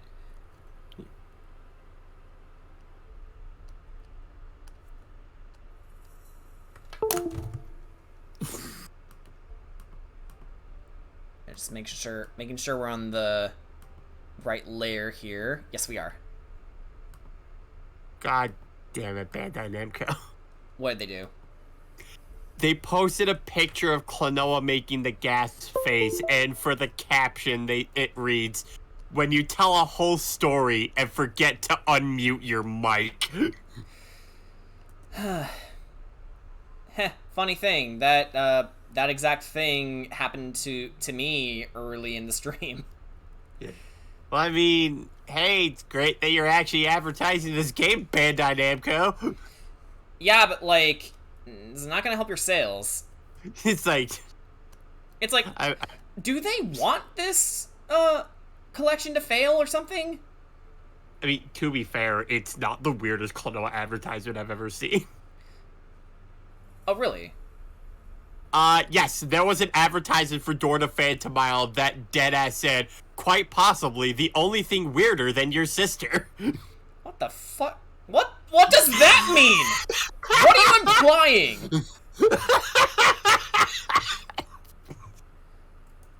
What are you implying?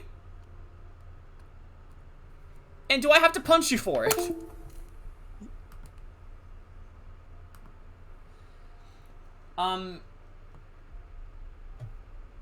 Then Shadow's supposed to have a body count, especially with all those deadly kicks that he does.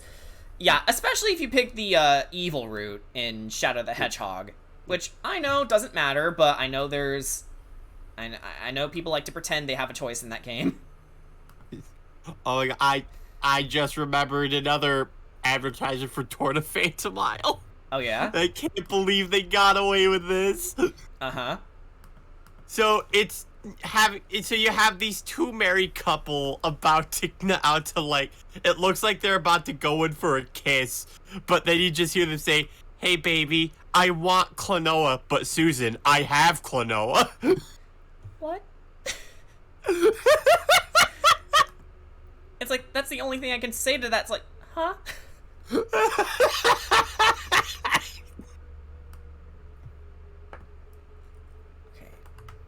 Not quite done yet, but it is real. If Dion were here, he would totally play the Wahoo clip off his soundboard. Yeah. Alright.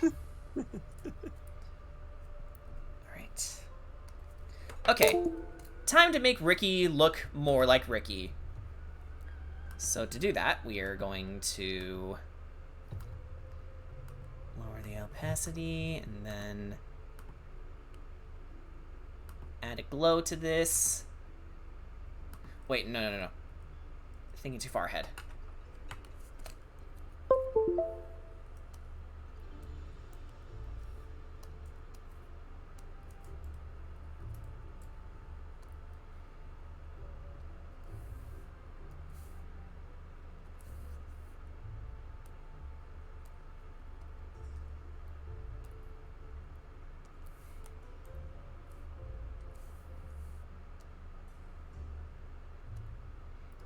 There we go.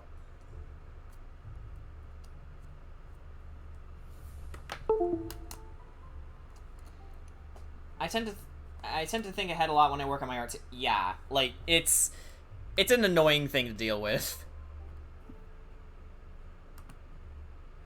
Yeah, fuck, did I do the thing?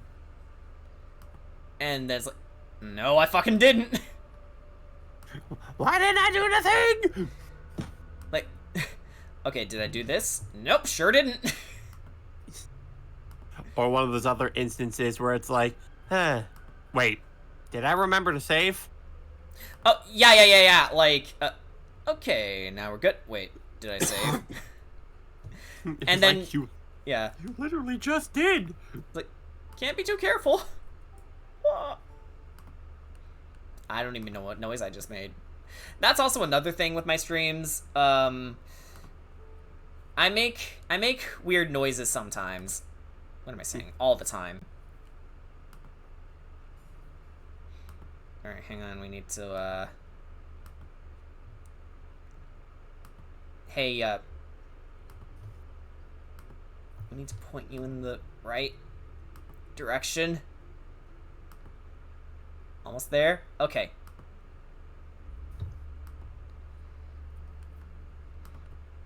Okay, so we're definitely gonna... Darken.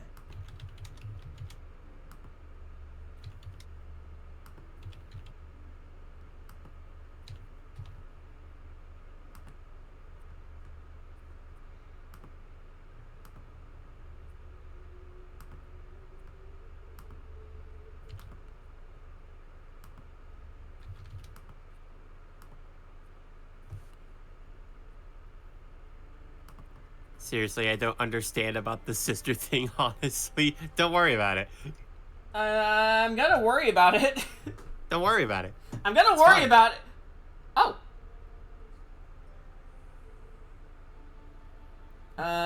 Give me a second. I'm going to open this in my Twitter app.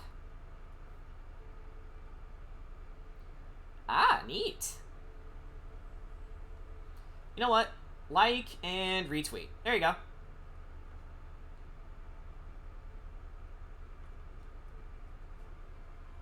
Kind of, I like this one thread I saw on a Klonoa advertisement where they're like, well, at least at least they're not comparing Klonoa to an STD this time, and so it's like, fucking excuse me? I'm gonna do that too. Fucking excuse me?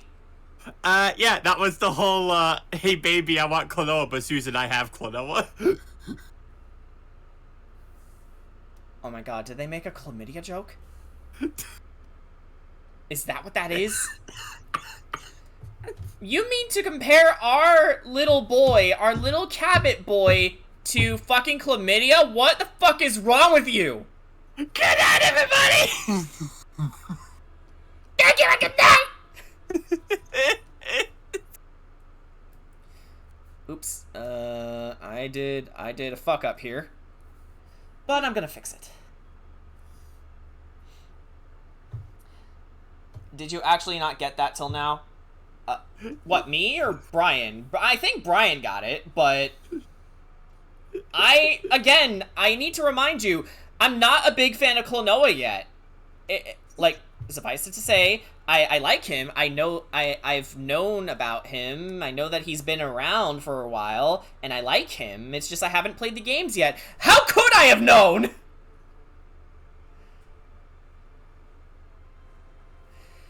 Ugh. It's like if people think I have a sixth sense or something. What do you mean you don't know every single thing about everything in the universe? Well, Tucker, I am not God, so there's that. Well, why not? I am.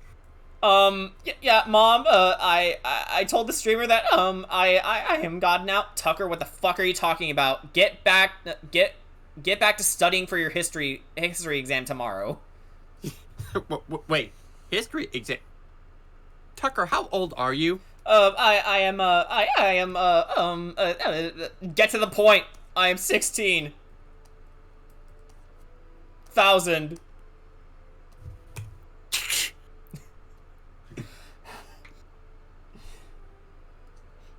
In Japan, the slogan, kids, grown-ups, and even your big sister. I remember that because Emil's remake of his Earthbound LP talked about it.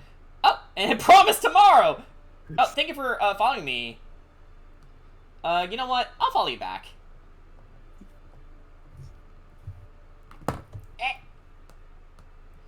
Sorry, I'm displaying chat on my phone because I can't draw and look at Streamlabs at the same time, so... Okay. Also, Jordan does have a Discord group if you're interested in joining, Ariana. Yeah, I mean, there isn't a lot of people there, but I can send you the invite. Yep. We'll just need you to, like, verify your account name and your age, so on and so forth. Yeah. Alright, I will put it here.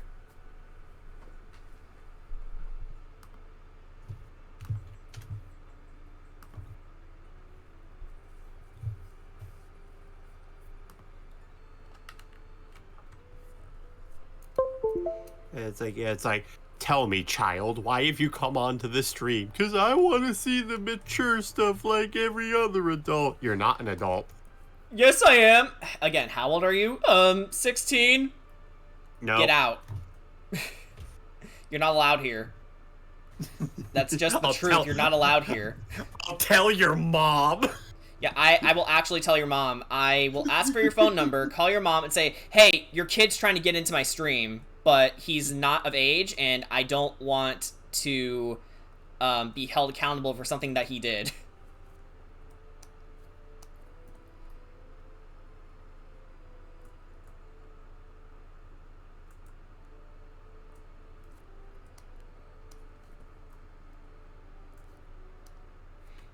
Okay. Alrighty. Hang on, let me get you a roll real fast. Give me a sec, I'm trying to remember how... Oh! We will say...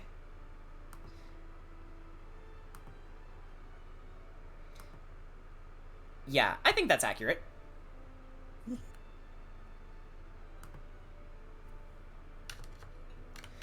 Happy to have you. Our server isn't very active, but from here, you'll know straight away if I'm gonna be streaming soon, or you can get like first looks at things that I'm doing. Like, I haven't been able to work on it very much, but I have been working on a dark fantasy comic known as Phantom of the Forest. It's my pride and joy. I've been working on it for, man, close to 3 years now. And there is a lot of adult-themed stuff to it. So, yeah. Rahidin, I'm a better adult.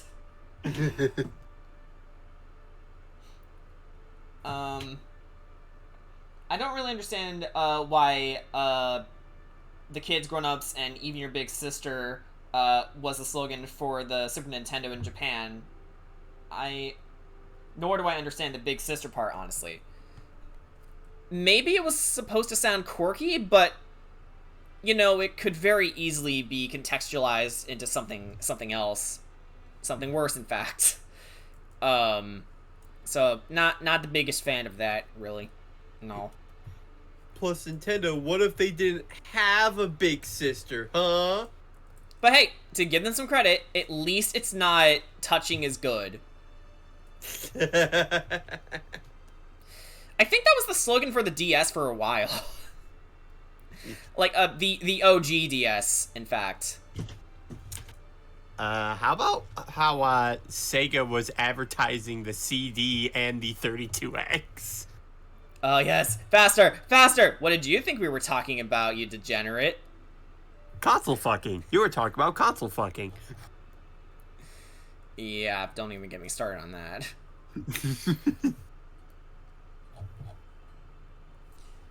My Twitch mobile went derp on me. Oh, shit. Sorry to hear that.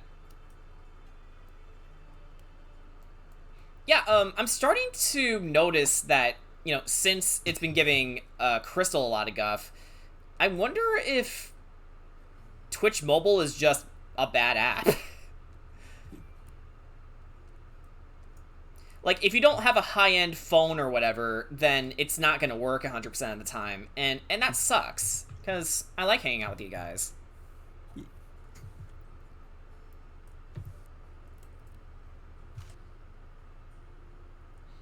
I think Sony did a commercial about the Vita. Oh, you like crystals? Oh, Crystal Stargirls. But, yeah, crystals are cool. My birthstone is the Peridot, because I am a Leo. And my birth month actually falls into where the Peridot is actually relevant to me. I don't actually own a Peridot, though, which I definitely want to change one day. To my understanding, Peridot crystals are actually super brittle, so if I'm gonna get one, I'd probably get it in maybe necklace form, maybe ore form, but, you know, since it's so brittle, all the little pieces will start falling out. I'm a ruby. You're a ruby? That's cool. Yeah, because, trying to remember exactly. You're Leo too, right? Yeah, but I was born in July. Yeah, you were born in July, so that's your birthstone.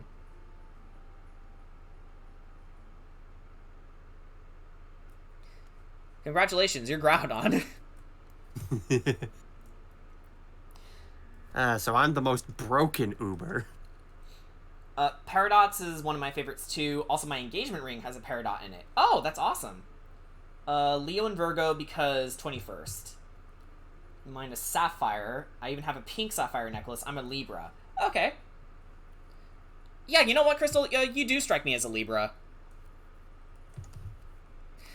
Okay, like, I don't really know much about...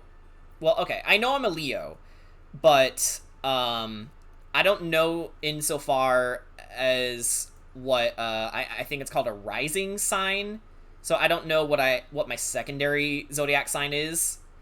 I'm gonna take a wild guess and say Gemini is a part of it. Because, you know, how, you know, changeable I can be. But I could be hideously wrong and could actually have bits and pieces of Sagittarius in me. I don't know. Mainly because I never figured out how to calculate it. Ariana, you're a cusp child like me. Ooh. I've been a big fan of crystals and gems for a very long time, ever since I was a kid. Hell, the media I've been exposed to might have helped me with that. Yeah. Oh, whoa, what the hell? Yeah, I was trying to, make another... I was trying to add to the shading of the grain in the hammer, but then I ended up moving the color layer itself. It was really weird.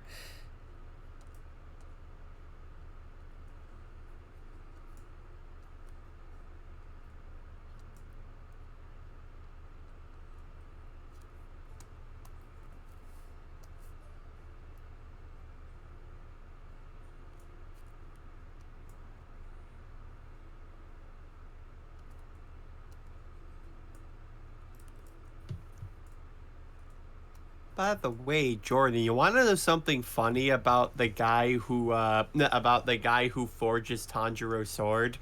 Yes. In the dub, he's voiced by Robbie Damon. Oh my god, Dorian is in Demon Slayer. Dorian Storm is in Demon Slayer.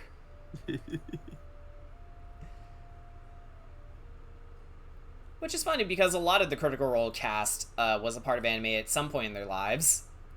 Yeah. Again, I find it really sad that Laura Bailey and Travis Willingham don't seem to be part of any anime projects anymore. Because that's where they got their start. Yeah, they've gone union, haven't they? I think they have, yeah. Yeah. So I think that's part of why. Matt Mercer seems to be a special case. Yeah. Because, yeah, 1 minute he could be voicing,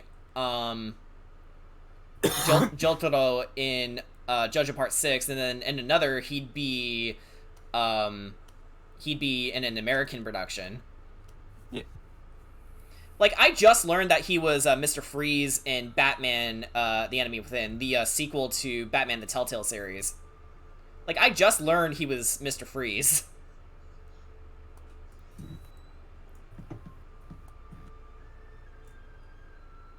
That being said, no, that's too nitpicky. I'm not gonna say it. I was about to say that probably isn't my favorite version of Two-Face, but then you have to remember, not a lot of things can really touch what they did in the animated series. Because, that alone actually reinvented Two-Face as a character. Like, they were about to discontinue the character until, you know, the producers of Batman the Animated Series were like, hey, why don't we have a crack at him? And then they ended up making one of the best versions of the character. And helped reinvent him. Like, it takes a lot of talent to reinvent a sucky character. Because I think at that point he was just like, no different than a Flash villain known as Captain Cold. Like, just a guy with a freeze gun. My signs are Aquarius and Capricorn. Since I was born January 30th. Okay, that makes a lot of sense in hindsight. Crystal. In the commercial, hot women doctor was talking to the audience like she knows you were doing it, like, touching yourself. What the fuck? And that it was normal, and it turns out she was talking about the Vita. I wish I was joking. Go see Golden Bolt's video because he was showing Sony commercial videos. He was ranking them from best, worst, weird, and what the fuck. I would also like to apologize because you know about that commercial, and I'm so sorry. It's okay. It's not one of the weirder things I found out, like the Klonoa thing just now. Last I checked, and take it with a grain of salt, but olivine is either a type of peridot or is another name for the gemstone. Yeah, definitely something worth looking into. I'm not sure what my signs are officially. I'm mainly Leo, but that's about it. Yeah, same here. I know I'm mainly Leo, but I don't know what my other star sign is. Mainly because I don't know how to look for it. But that's really the only thing that's stopping me.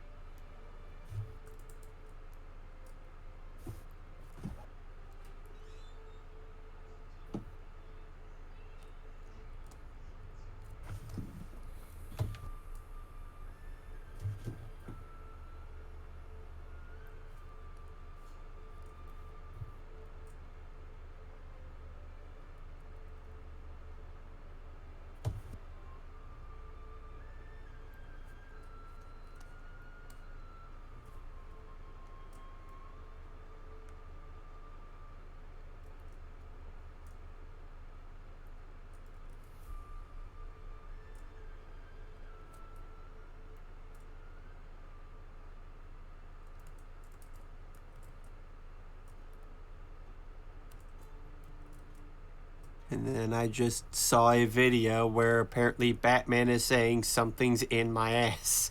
Oh my god, yes! That's what I love that. Because, it's supposed to parody Something's in the Way, but there's just something specific how the guy says, "Something's in my ass!" That's just so funny. It's like, I know it's stupid, I know I shouldn't like it, but I do. It's like, this thing's dumb. It shouldn't be funny. Why am I laughing? Exactly. Like, by all accounts, I shouldn't find it funny, but I do. I'm not sure what my signs are officially. The reasons why, let's be real here, obsession with crystal is even more apparent. For my story project, I actually came up with a crystal golem race called the Krytala. I really hope I pronounced that right, but that sounds really cool. You don't get a lot of stone-based races.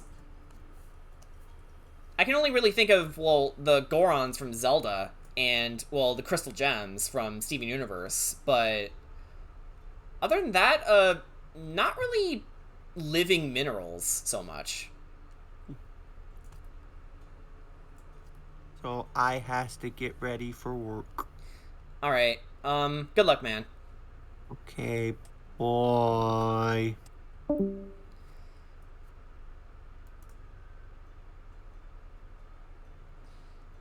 Casually looking up beautiful elven dresses. Yeah.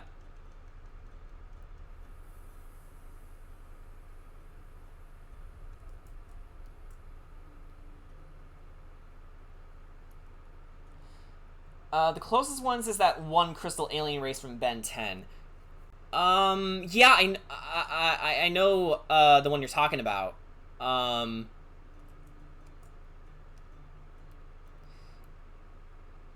it, the name is slipping my mind. I know the type of alien you're talking about, though.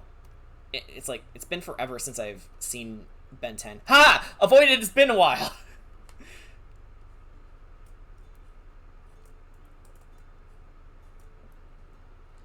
Oh yeah, Diamond Head, that's it. Okay, thank you.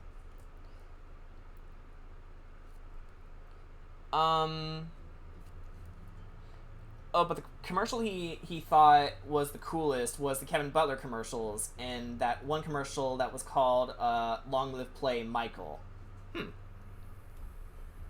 But yeah, it's like, it's so frustrating when something's on the tip of your tongue and it's like right there, but you can't like piece it correctly.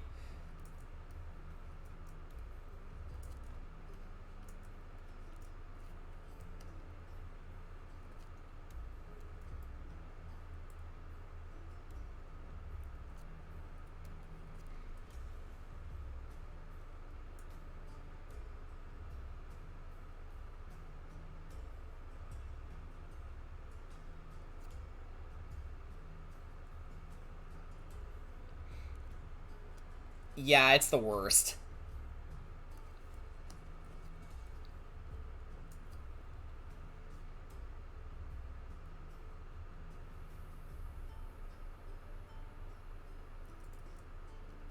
Wait, how should I tackle this?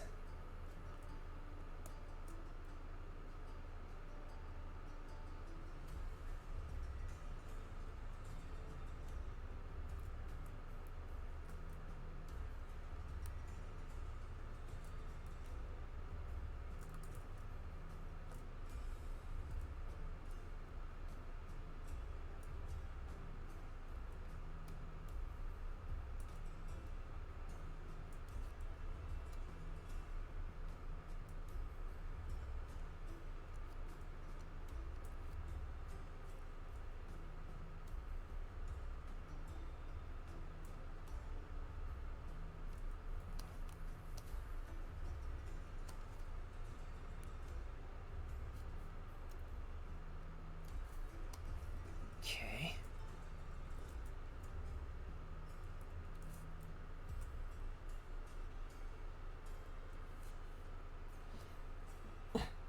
I actually do have two images of a character who is a Krytella, though. I'll have you post on Discord. You should be able to post it yourself in art. I believe I gave you the permissions.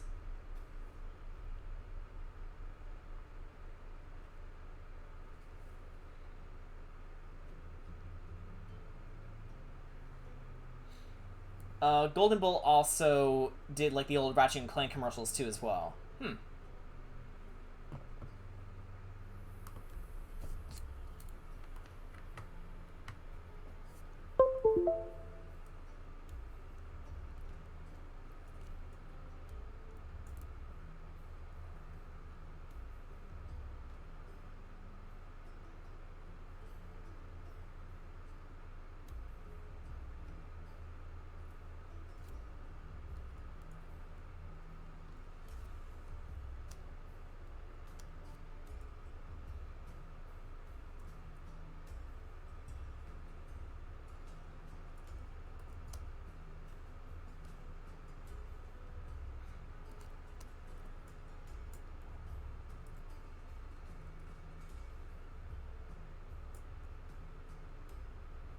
Okay, this should at least get the preliminary shades out of the way.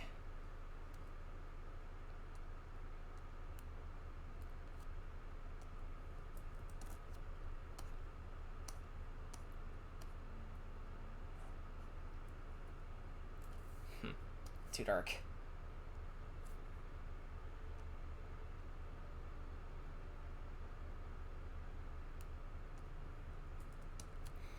There we go. That looks better. Okay.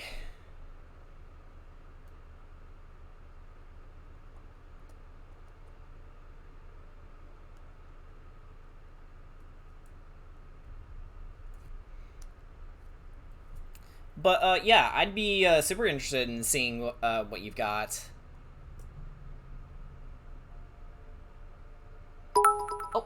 Oh, thank you for 10 bits. Have you seen the new Batmobile? What, from the Robert Pattinson movie? If you're talking about that, yeah. I like how minimalistic it is. Like, they're really playing to their strengths with what they wanted to do with the Batmobile, make it seem more like that's in the realm of reality, and I do appreciate that. I think it's good. Yeah, I think it's good.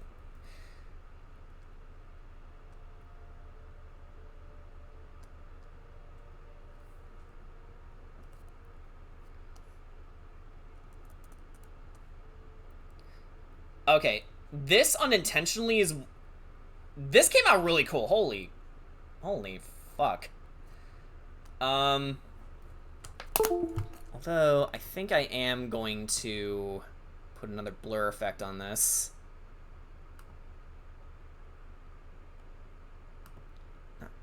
Don't make it quite as strong. Or... Yeah, there we go.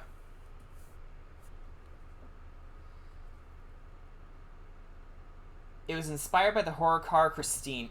Yeah, the only reason I know about that is because they based a TMNT episode off of it.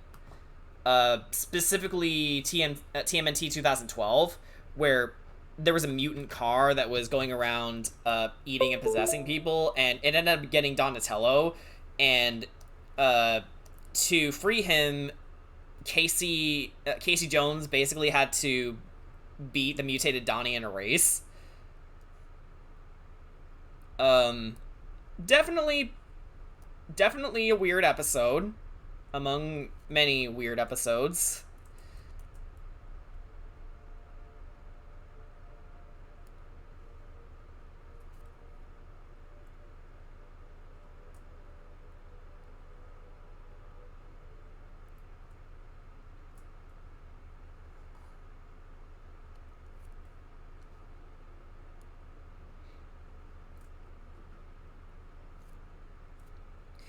Although the fact that it was based off of a car from a horror movie does make a lot of sense in the context of Batman, so that's actually pretty cool. I like that.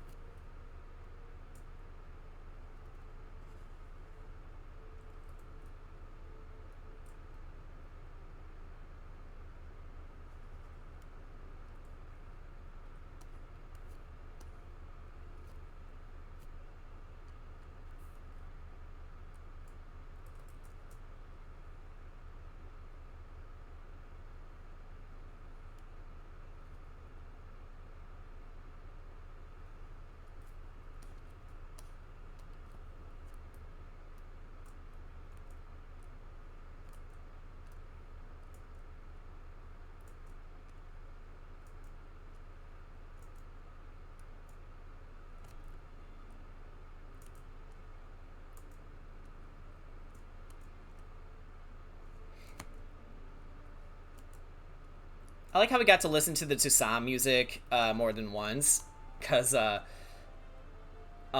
this track in particular is called Slopes of the Blessure from Blood and Wine. It's just a really good song. I like it.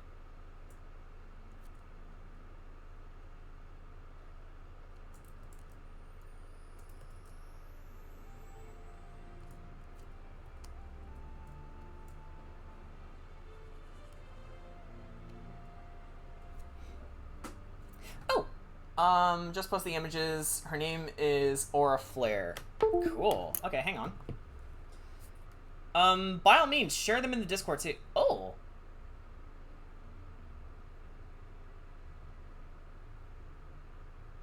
Oh.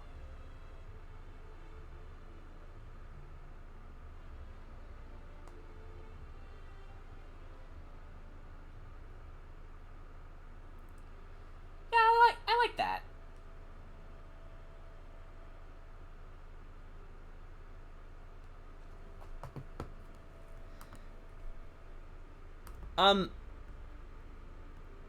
I especially like all the gem detailings throughout the body.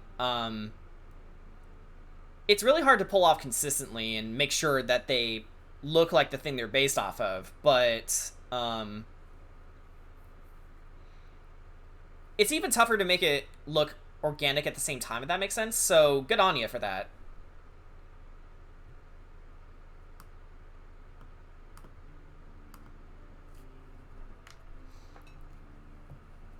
For a second, I thought that was... No, it's okay. It's just awesome art. I got that filter idea from Animal Crossing New Leaf, actually. Yeah, you can find inspiration in the weirdest places. But it's like, they can also go a whole extra mile, cause, well, like Uncle Ira once said, if you take everything from one place, it becomes rigid and stale. Only by understanding all the 4 elements and 4 nations do you become whole. Not an exact replica of what he meant, but yeah. Since the crystal furniture were really nice, I want them back. Yeah, I've only played a little bit of Animal Crossing, but crystal furniture sounds really cool. Because it's crystal furniture. Who wouldn't want that?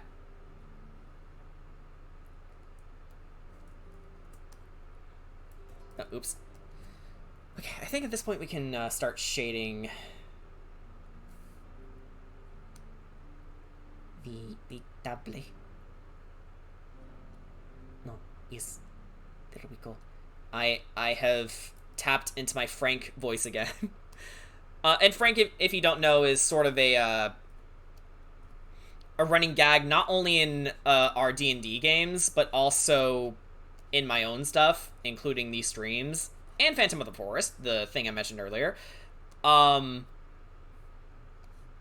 He's this lizard man who is a simple hot dog and sausage vendor.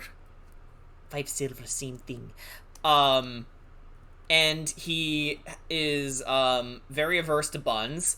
In fact, it's a trigger word for him, because he will shout, "Did you say buns?" and will try and kill you for it. And he's very loopy, but understand, Frank is not an evil lizard. He means well. He cares about people and makes sure that they're well fed. Just don't bring up buns around him at all. You will not live to see another day if you do.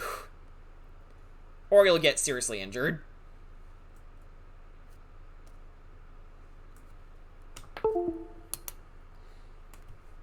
I think the music went out. Don't worry though, I have plenty of backups.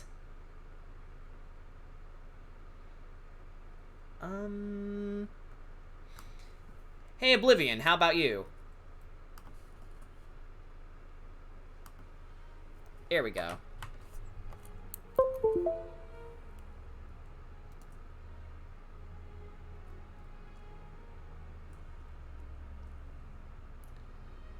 What do you mean her arm isn't a spaghetti arm? Hey TP.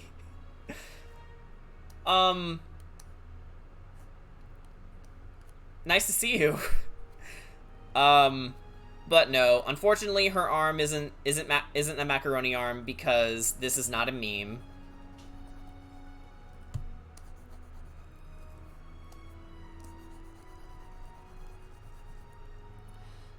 Aura Flare actually came from the story I'm currently working on, the Soul Savers. 2 chapters are already posted publicly, but that's about it. But hey, it's honestly way more progress than I've got. Cause like, I'm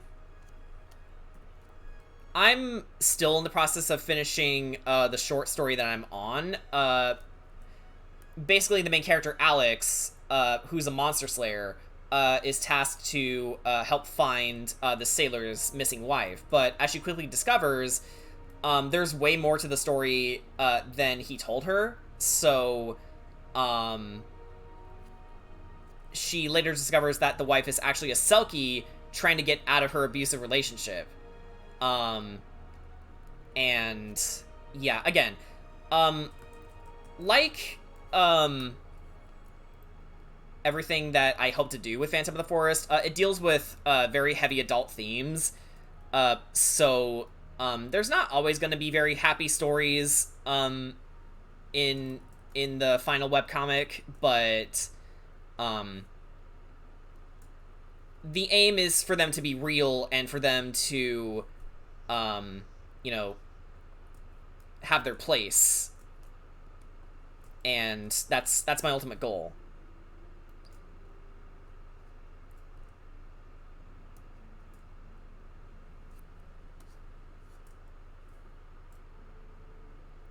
It's been in the works since 2015. Wow, that's amazing.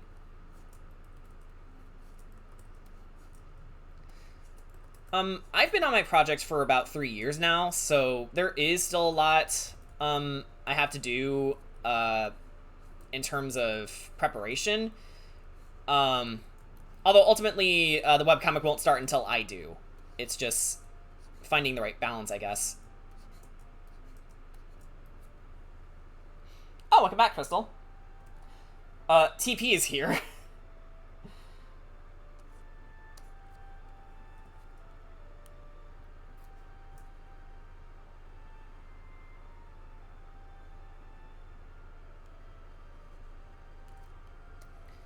Oh, wait.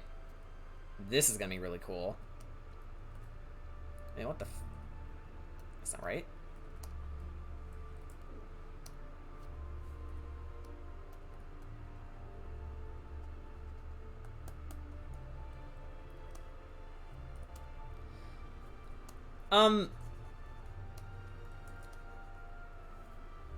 So, about Soul Savers, is that like a sci-fi series? You know, considering that, this character is an alien and all. So, is that accurate?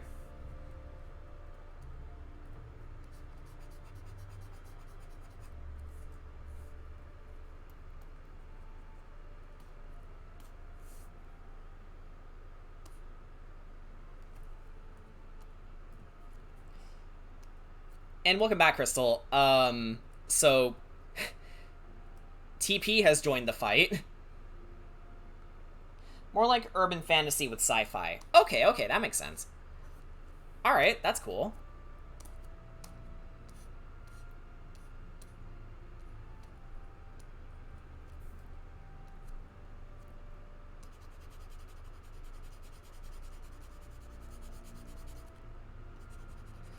My series is definitely dark fantasy. Yeah, Witcher is definitely an influence on it. So is Batman and Legend of Zelda, Xenoblade, Dungeons and Dragons especially. So it is a very fantasy-based series, but it deals a lot with adult themes like letting go of trauma, moving on from trauma, and the biggest thing, loss, dealing with it.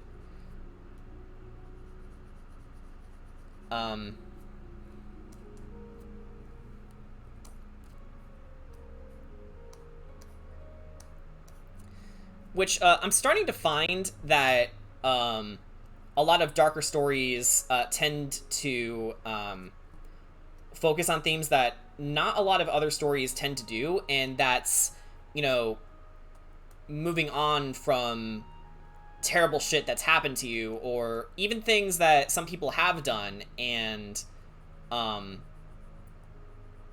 they're a way to remind them, you're not a lost cause, you made a mistake, but that doesn't mean that you're above change. You know, finding ways to get past the darkness in your life.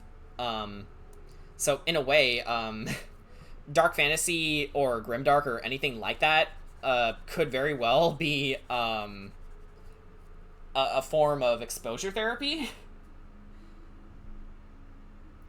Oh, you have a Tumblr account too. That's cool.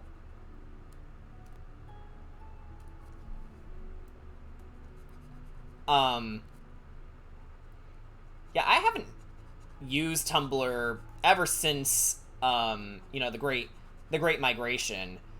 That and personally I didn't get a lot of use out of it. But yeah.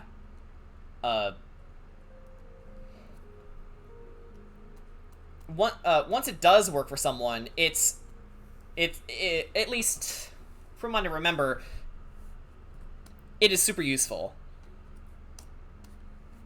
So that's cool. Okay, how about... Here we go.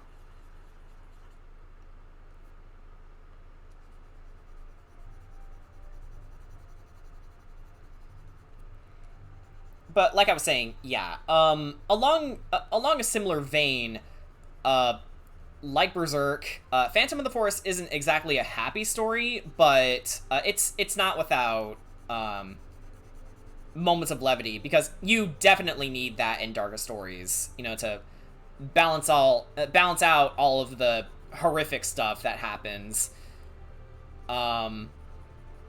Whether it's like, monsters or, very uncomfortable situations that remind you of real world circumstances that unfortunately just happen.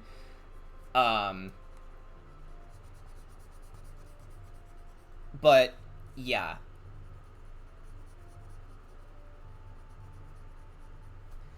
The best way I can describe the Soul Savers is that it's a mixture of a superhero magical girl-esque story that would slowly grow dark as the story progresses. Oh yeah, like, there's a lot of stories that do that. Especially when, like, the audience grows up with it. Like, having the story evolve with them is one of the coolest things. So, yeah, I definitely approve of that idea alone. Actually, My Hero Academia is doing that from my understanding. Like, it did start out as, I wouldn't say happy-go-lucky, but it did, start out, very, bright and in your face in a lot of places, and is mostly optimistic, but then, when all the shit starts hitting the fan in later volumes, it's like, yeah, so this ain't Grandpappy's My Hero Academia anymore. This is war. Again, I don't know everything. I'm strictly an anime watcher, but from what Brian has told me here and there, I'm like, holy shit, it's really going in that direction, isn't it?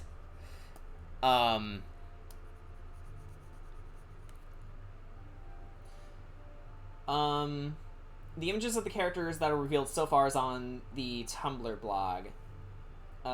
Chinana Saga, Jaden Strife, Ahsoka Doshi, and so on. Ahsoka! Okay, that's a really good name. Not just because Ahsoka Tano is my favorite Star Wars character, but yeah, I really approve of that name. Nice.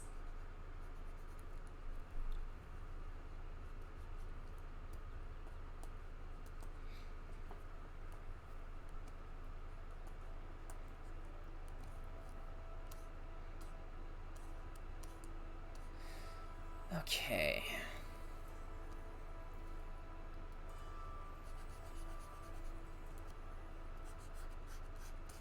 Okay, so from the rate this is going, we may not have time for Majora's Mask tonight, but that's fine. We can always reserve it for either tomorrow night or Friday night like we planned. But yeah, this is going along pretty nicely, all things considered. It's an Indian name that means without sorrow in Sanskrit. I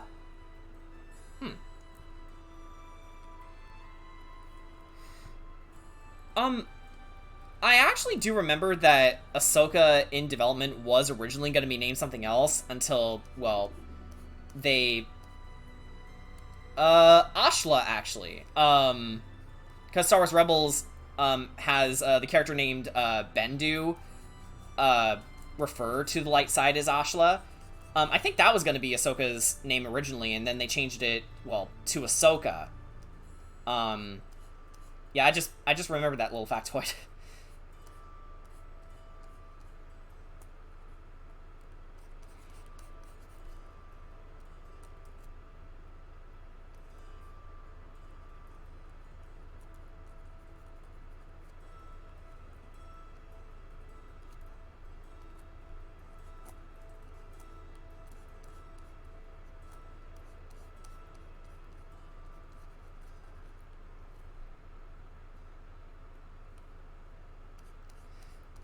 Although on the flip side, the Bendu also referred to the dark side as the Bogan, which is very close to bogus. So I wonder if that was intentional. It's like, hey, bro, the dark side is totally bogus, bruh.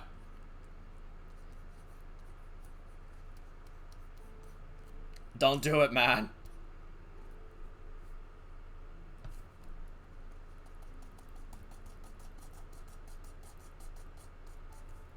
Toads ain't worth it. Okay, I'm done.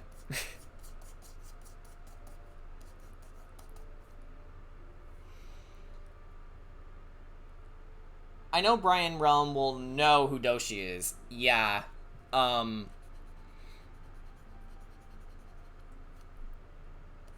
Like, to save you a little disappointment, I'm still very new in the anime scene. In fact, every Tuesday, Brian, TP, Danny, and I, along with Jen now, we get together to watch anime specifically so I can get into them. Or at least try. And 9 times out of 10 it's worked. Like, we've seen JoJo together to its entirety. We've seen, Brian's shown me My Hero Academia. We've also seen, trying to remember what else we saw. Cowboy Bebop, that was another thing we saw. We're getting through Demon Slayer right now, and, Little Witch Academia we also saw. Little Witch Academia was really cute. I liked it a lot.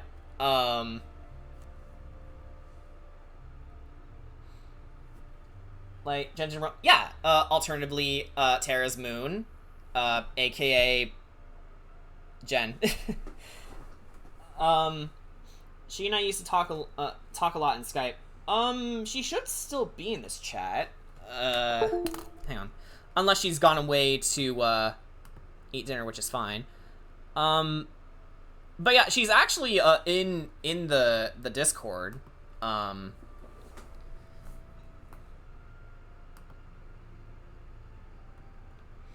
And yeah, hey, funny thing, she's also playing a character in our Curse of Strahd game.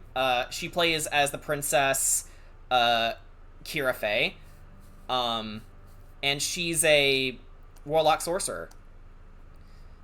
Warlock level 3, sorcerer level 2 right now. But yeah, I think she's planning to level up in sorcerer next, so she can get some more perks, but yeah.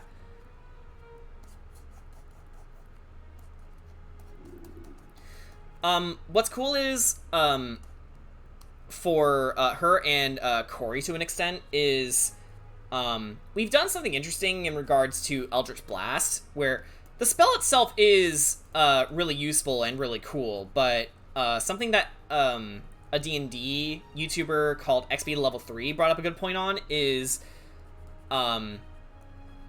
why shouldn't Eldritch Blast's damage type change depending on who your patron is? So, since she's a Celestial Warlock, we thought that Radiant damage should be of the damage type, and we also incorporated a little side thing where she can alternatively turn the Eldritch Blast to her allies, so instead of damaging them, they get healed for a certain amount of, HP.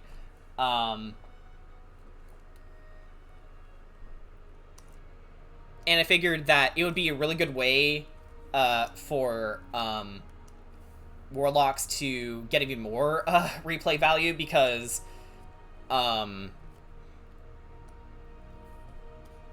like, getting a different kind of Eldritch Blast and effect, depending on the patron, is a really cool idea, and I really want to explore that more with the group. I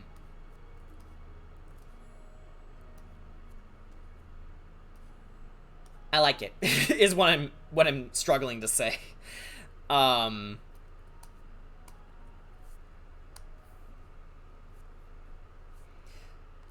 Like, on the top of my head, I know, ideally, Fiend Warlocks, getting fire damage instead of force damage is, something really nice.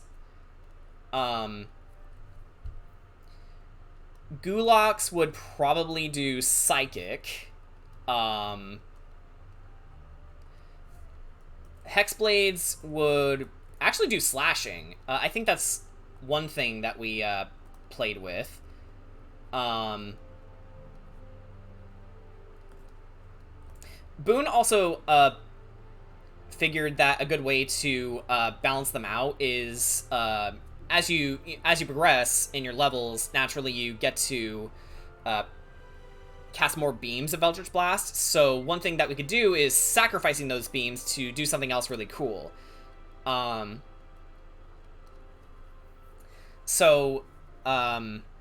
For Hexblade, we could, I don't know,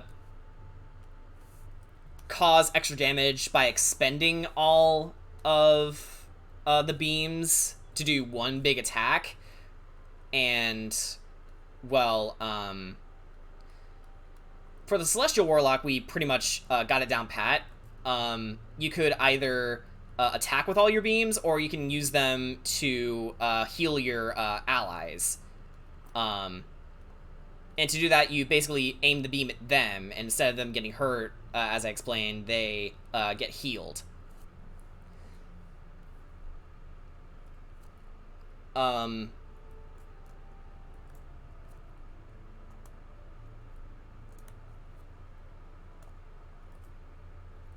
I think the main thing is playtesting them, so that's another thing to consider.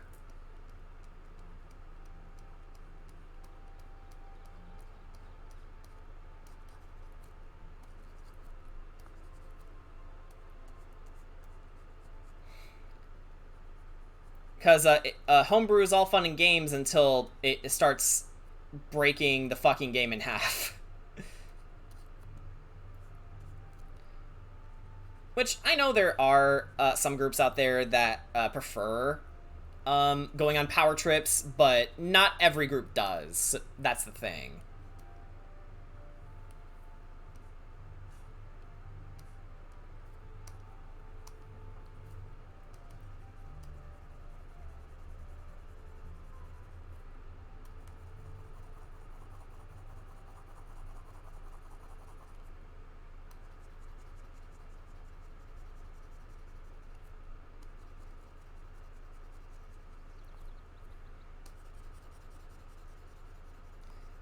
Yeah, so I think at this point we're just working on highlights now. The campaign I'm in is homebrew, but my fiance's been trying his best to make things balanced. Yeah, understanding balance, I think, is key to dungeon mastering, because whether or not your party steamrolls the challenge in the first place is totally up to dice rolls. It's just, is it fair for them in the first place, and can they get through it without, you know, a total party kill on your hands? Challenge rating is definitely something that took me the longest to suss out, but I think I've found a really good balance on that now. That's not to say our party members died along the way. No.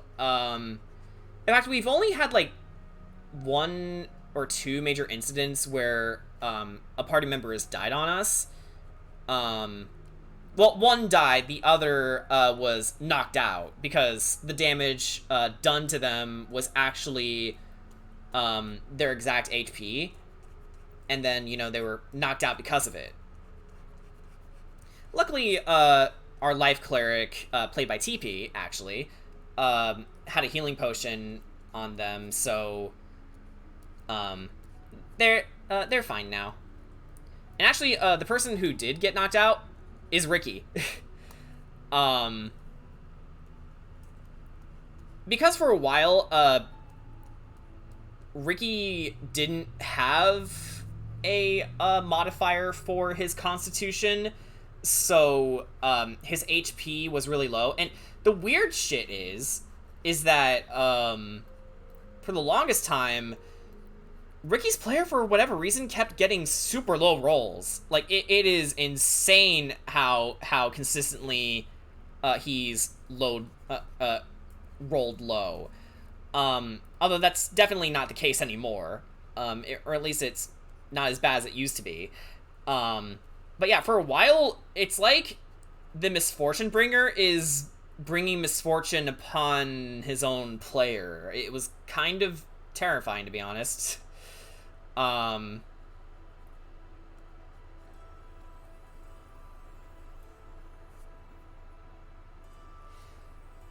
We did have a few close calls, though.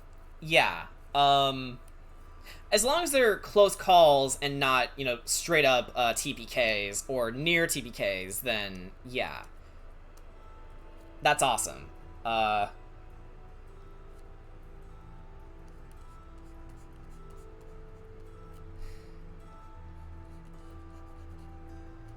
Although I never want to put my party in a position where something is unwinnable for them. Like, that's a straight up way to get me disheartened about my DMing skills. And I'm not exactly what you call an amazing DM, but I've been told I was a fair one, which I guess is a good way to sum me up. Like, if someone can or can't do something, then I'll allow them to. But I also operate a little bit on the rule of cool, where if it sounds really awesome or sounds like something the character would do, I would allow it. And when I say something that the character would do, it's not like, oh, it's what my character would do, which is like a get out of jail free card that some people try to do, which is like horrible player behavior. Don't do that. Especially if it's at the detriment of the party. But yeah, it's just mind your manners when you're playing with other people. Simple as that. And luckily, all my players are really smart, and they also care about each other. And if there are problems, we work hard to alleviate them. There was a major instance where on one of our party members' rivals, the party member that hoped to land the killing blow ended up not getting it because the final blow actually landed on someone else. And I diffused the situation, of course, but I also felt really bad for it. But one thing that Brian suggested that was really cool is if you do get a moment where the DM asks, how do you want to do this, to get the final blow, basically, you don't have to keep it for yourself. You can have it pass on to someone else, which would make more sense for them to have. Which is definitely a really nice homebrew rule that I wish more parties did, because I can't tell you how many times I heard a story where, oh, it would have made so much more sense for this character's story arc if they dealt the final blow to this guy, but instead the monk did it or the rogue did it. But yeah. We almost had a TPK a few sessions ago when both my fiance's DMPC, at the time Bloodhunter, our Eldritch Knight Tabaxi, and our human dragon lineage almost fucking died, and we had to pull a rule of cool to make sure that one of us didn't completely die, which resulted in the DMPC changing classes to Paladin. Yeah. I will say, DMPCs are something that's pretty hard to pull off without, coming across as more important than the party that's supposed to be the stars of the campaign. That being said, they can be done and have been done well enough. It's just, I figure your DM is capable of pulling off the character with grace, and I'd say that's enough. That's enough for them to be a good NPC.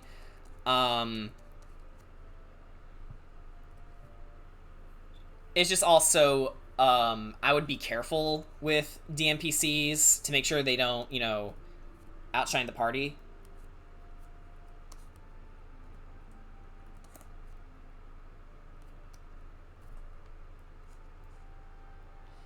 He has me and our 2 other players who are our closest friends. What? He has. And me and our 2 other players who are our closest friends can vouch for him. Okay. Then I trust. I trust.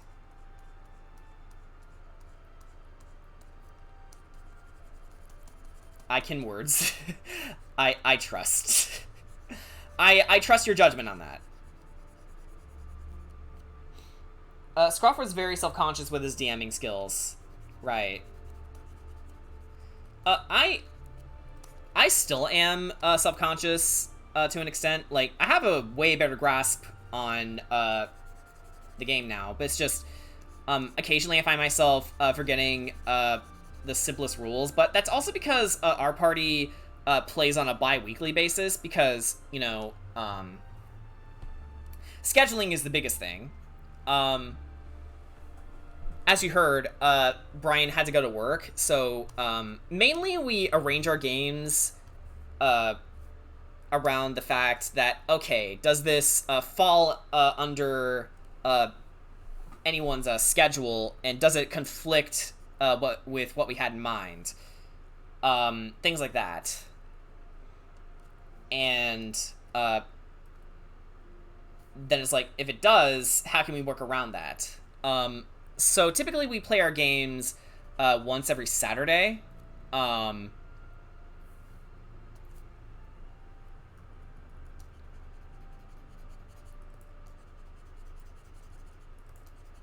We found quickly that it was the best day for us to play on. The hell? How did I get this color? Hang on.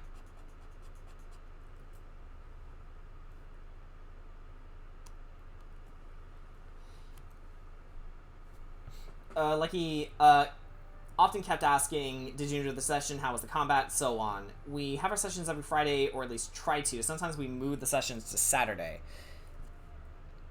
Yeah, in situations where either someone can't make it, or if we have to move the date to somewhere else, then we make it known. Like, communication is a very big thing in our group, and I think we communicate very, very well.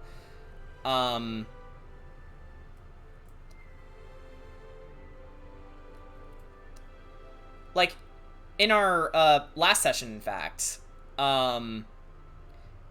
we were worried about TP because he had some things going on. I won't get into what they were because, it's his prerogative.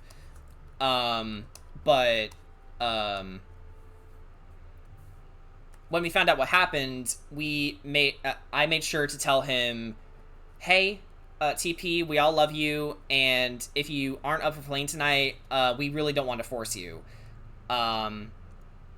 He joined us anyway, but I wanted him to know that the last thing we want to do is force something on him, so we made that known, and we also let him know that we care about him. But another player in the middle of the session got a really bad anxiety attack, so I took over for his character a little bit until he was feeling better, and thank God he felt better because that really worried me. Um,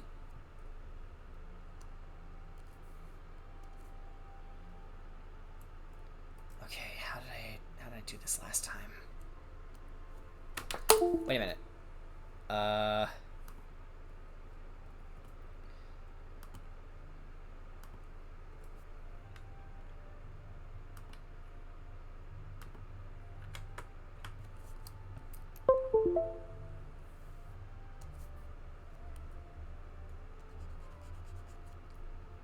Oh, I think I figured it out.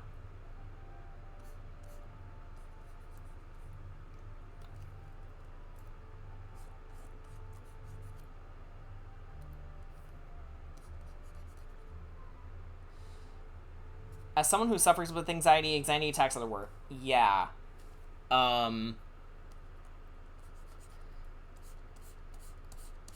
Communication, again, is our biggest thing in our group, but so is, you know, player agency and health, especially. I've always encouraged players, hey, if you're gonna be busy this day, or if you're not feeling well, or whatever other reason there might be, you can't join us, you don't have to, and also you're more than welcome to do your own thing. And I did forget one thing. We have to make sure that Ricky gets those facial scars.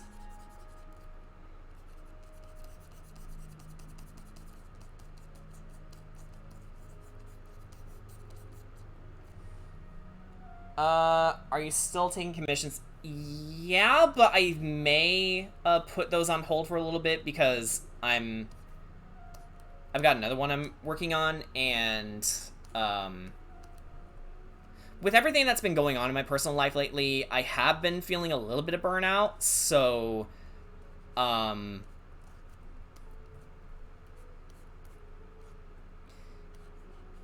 yeah, I would say hold on to that until I say otherwise.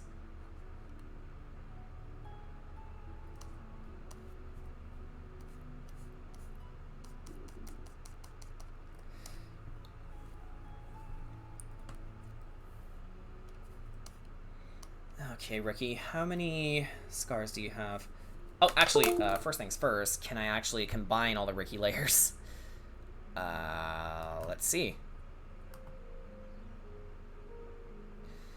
That's a kind of. Okay, how about this? We...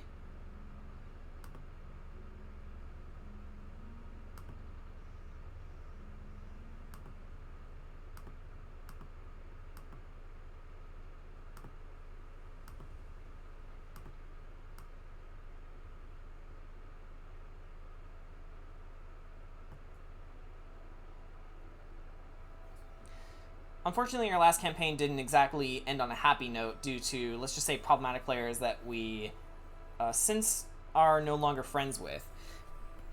Yeah, like, sometimes the best thing you can do for your party is ditch the problematic players.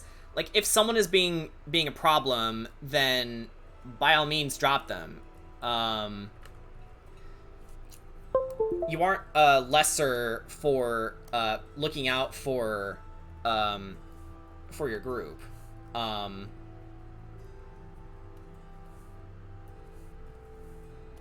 Because, you know, it's simply just the right thing to do.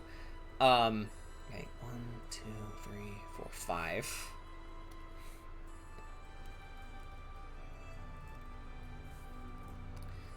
Wait, how am I gonna do this?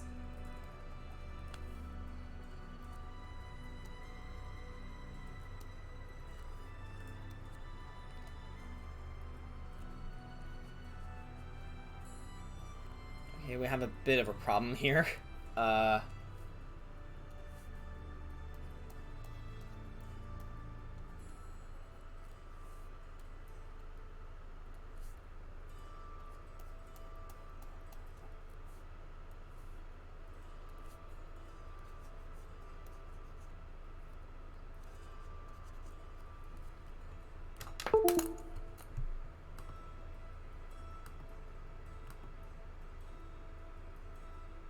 kind of works.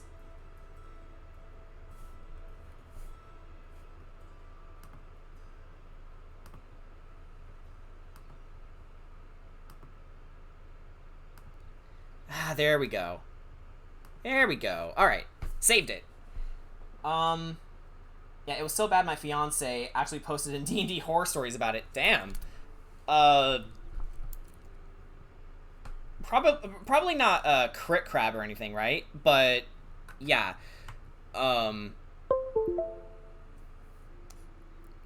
I've fortunately never been a part of a situation where it would be classified as a D&D horror story, but I have heard plenty of D&D horror stories from some of the players, and it's like,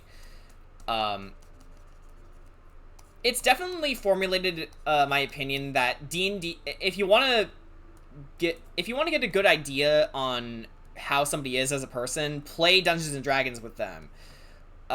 Because you'd be surprised how many character flaws that D&D can reveal in someone. It's kind of freaky in a way. Yeah, D&D is a really good game to play with friends, but it could also bring out the worst in people. So it's like, be very careful who you play with, because you never know who's going to be the next Faykar. Or the next Tiberius Stormwind, who doesn't exist. He does not exist. Oh, man.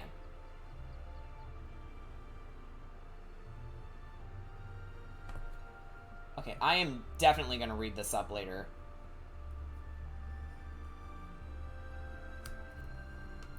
And let it be known, I don't usually go out of my way to read D&D horror stories, because, well, I like to believe in the best in people, and when I hear or read something like that, it's just like, man, humanity really is doomed, huh? Despite how sarcastic and sardonic I come off as, I do believe in the best in people, and I get angry every time someone does something stupid or horrible, and I'm like, come on, you're better than this.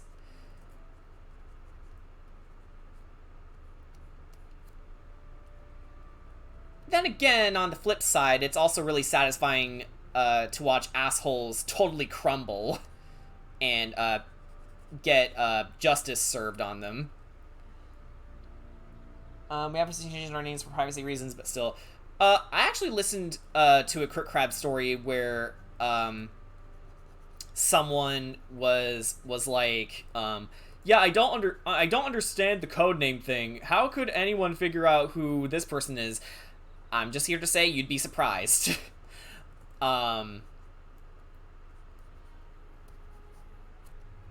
So I, for one, actually condone the codename thing. Actually, I do too. I've always said that my virtue is kindness while my vice is wrath. Mm-hmm. Yeah. Wait a minute. This is the same color as this, so let's do that. I am very descriptive.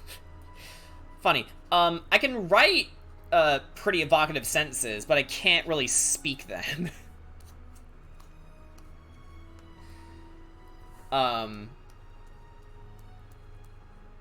Which, according to Harrison Ford, George Lucas also has a similar flaw, where I think he once dug into him by saying, hey, he can sure as hell write it, but he sure as hell can't say it. And it's like, damn. Like, Harrison, you're out of line, but I think you're right.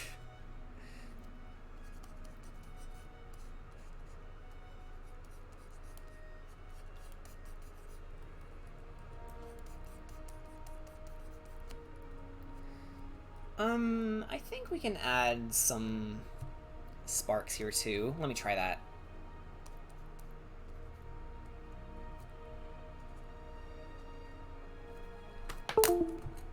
Just to see how it looks, really.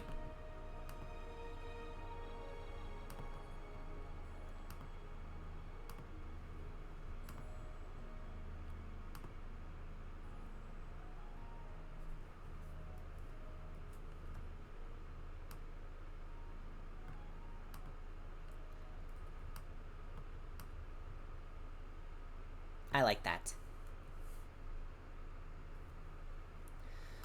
Okay, background. What should we have you be? Definitely not that. Ooh, definitely not that, no.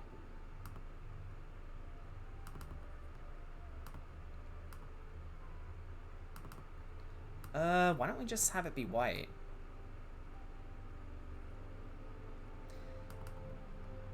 No. The hardest part, figuring out what the background color should be.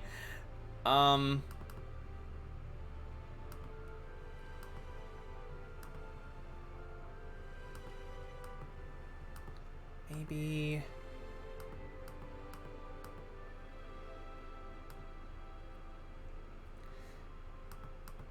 Hang on. Better idea.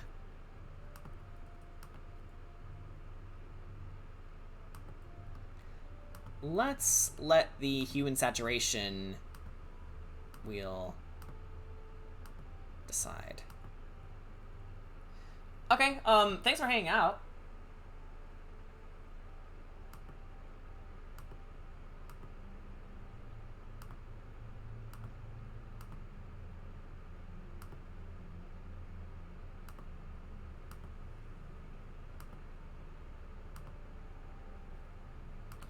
Whoa, what's going on in the background?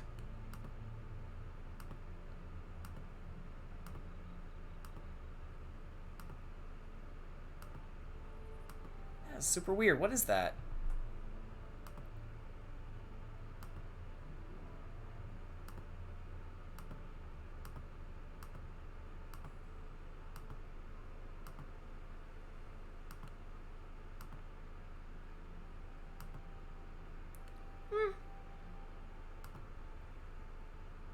I kind of like that. Why not? Alright then.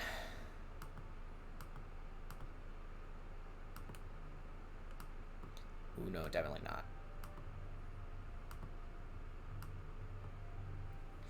Okay.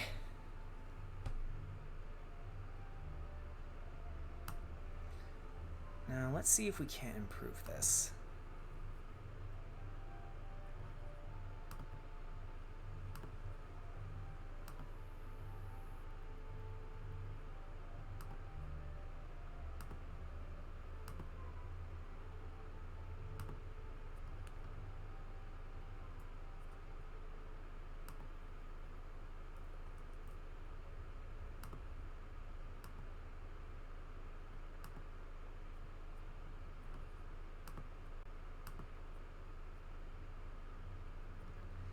Alright,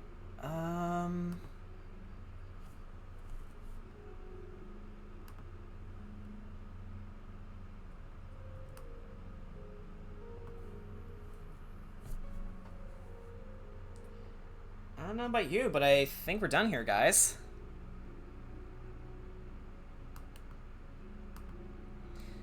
And I know exactly where to post this. But first things first, let's save it. And then... Yeah, I think tonight's just an art stream night. So for those of you who were looking forward to the Majora's Mask stream, this took quite a bit of time to finish, so unfortunately we'll have to save it for another time, but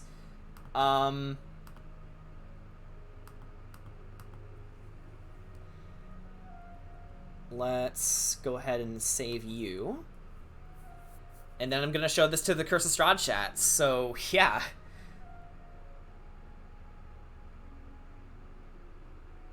Wait, hang on.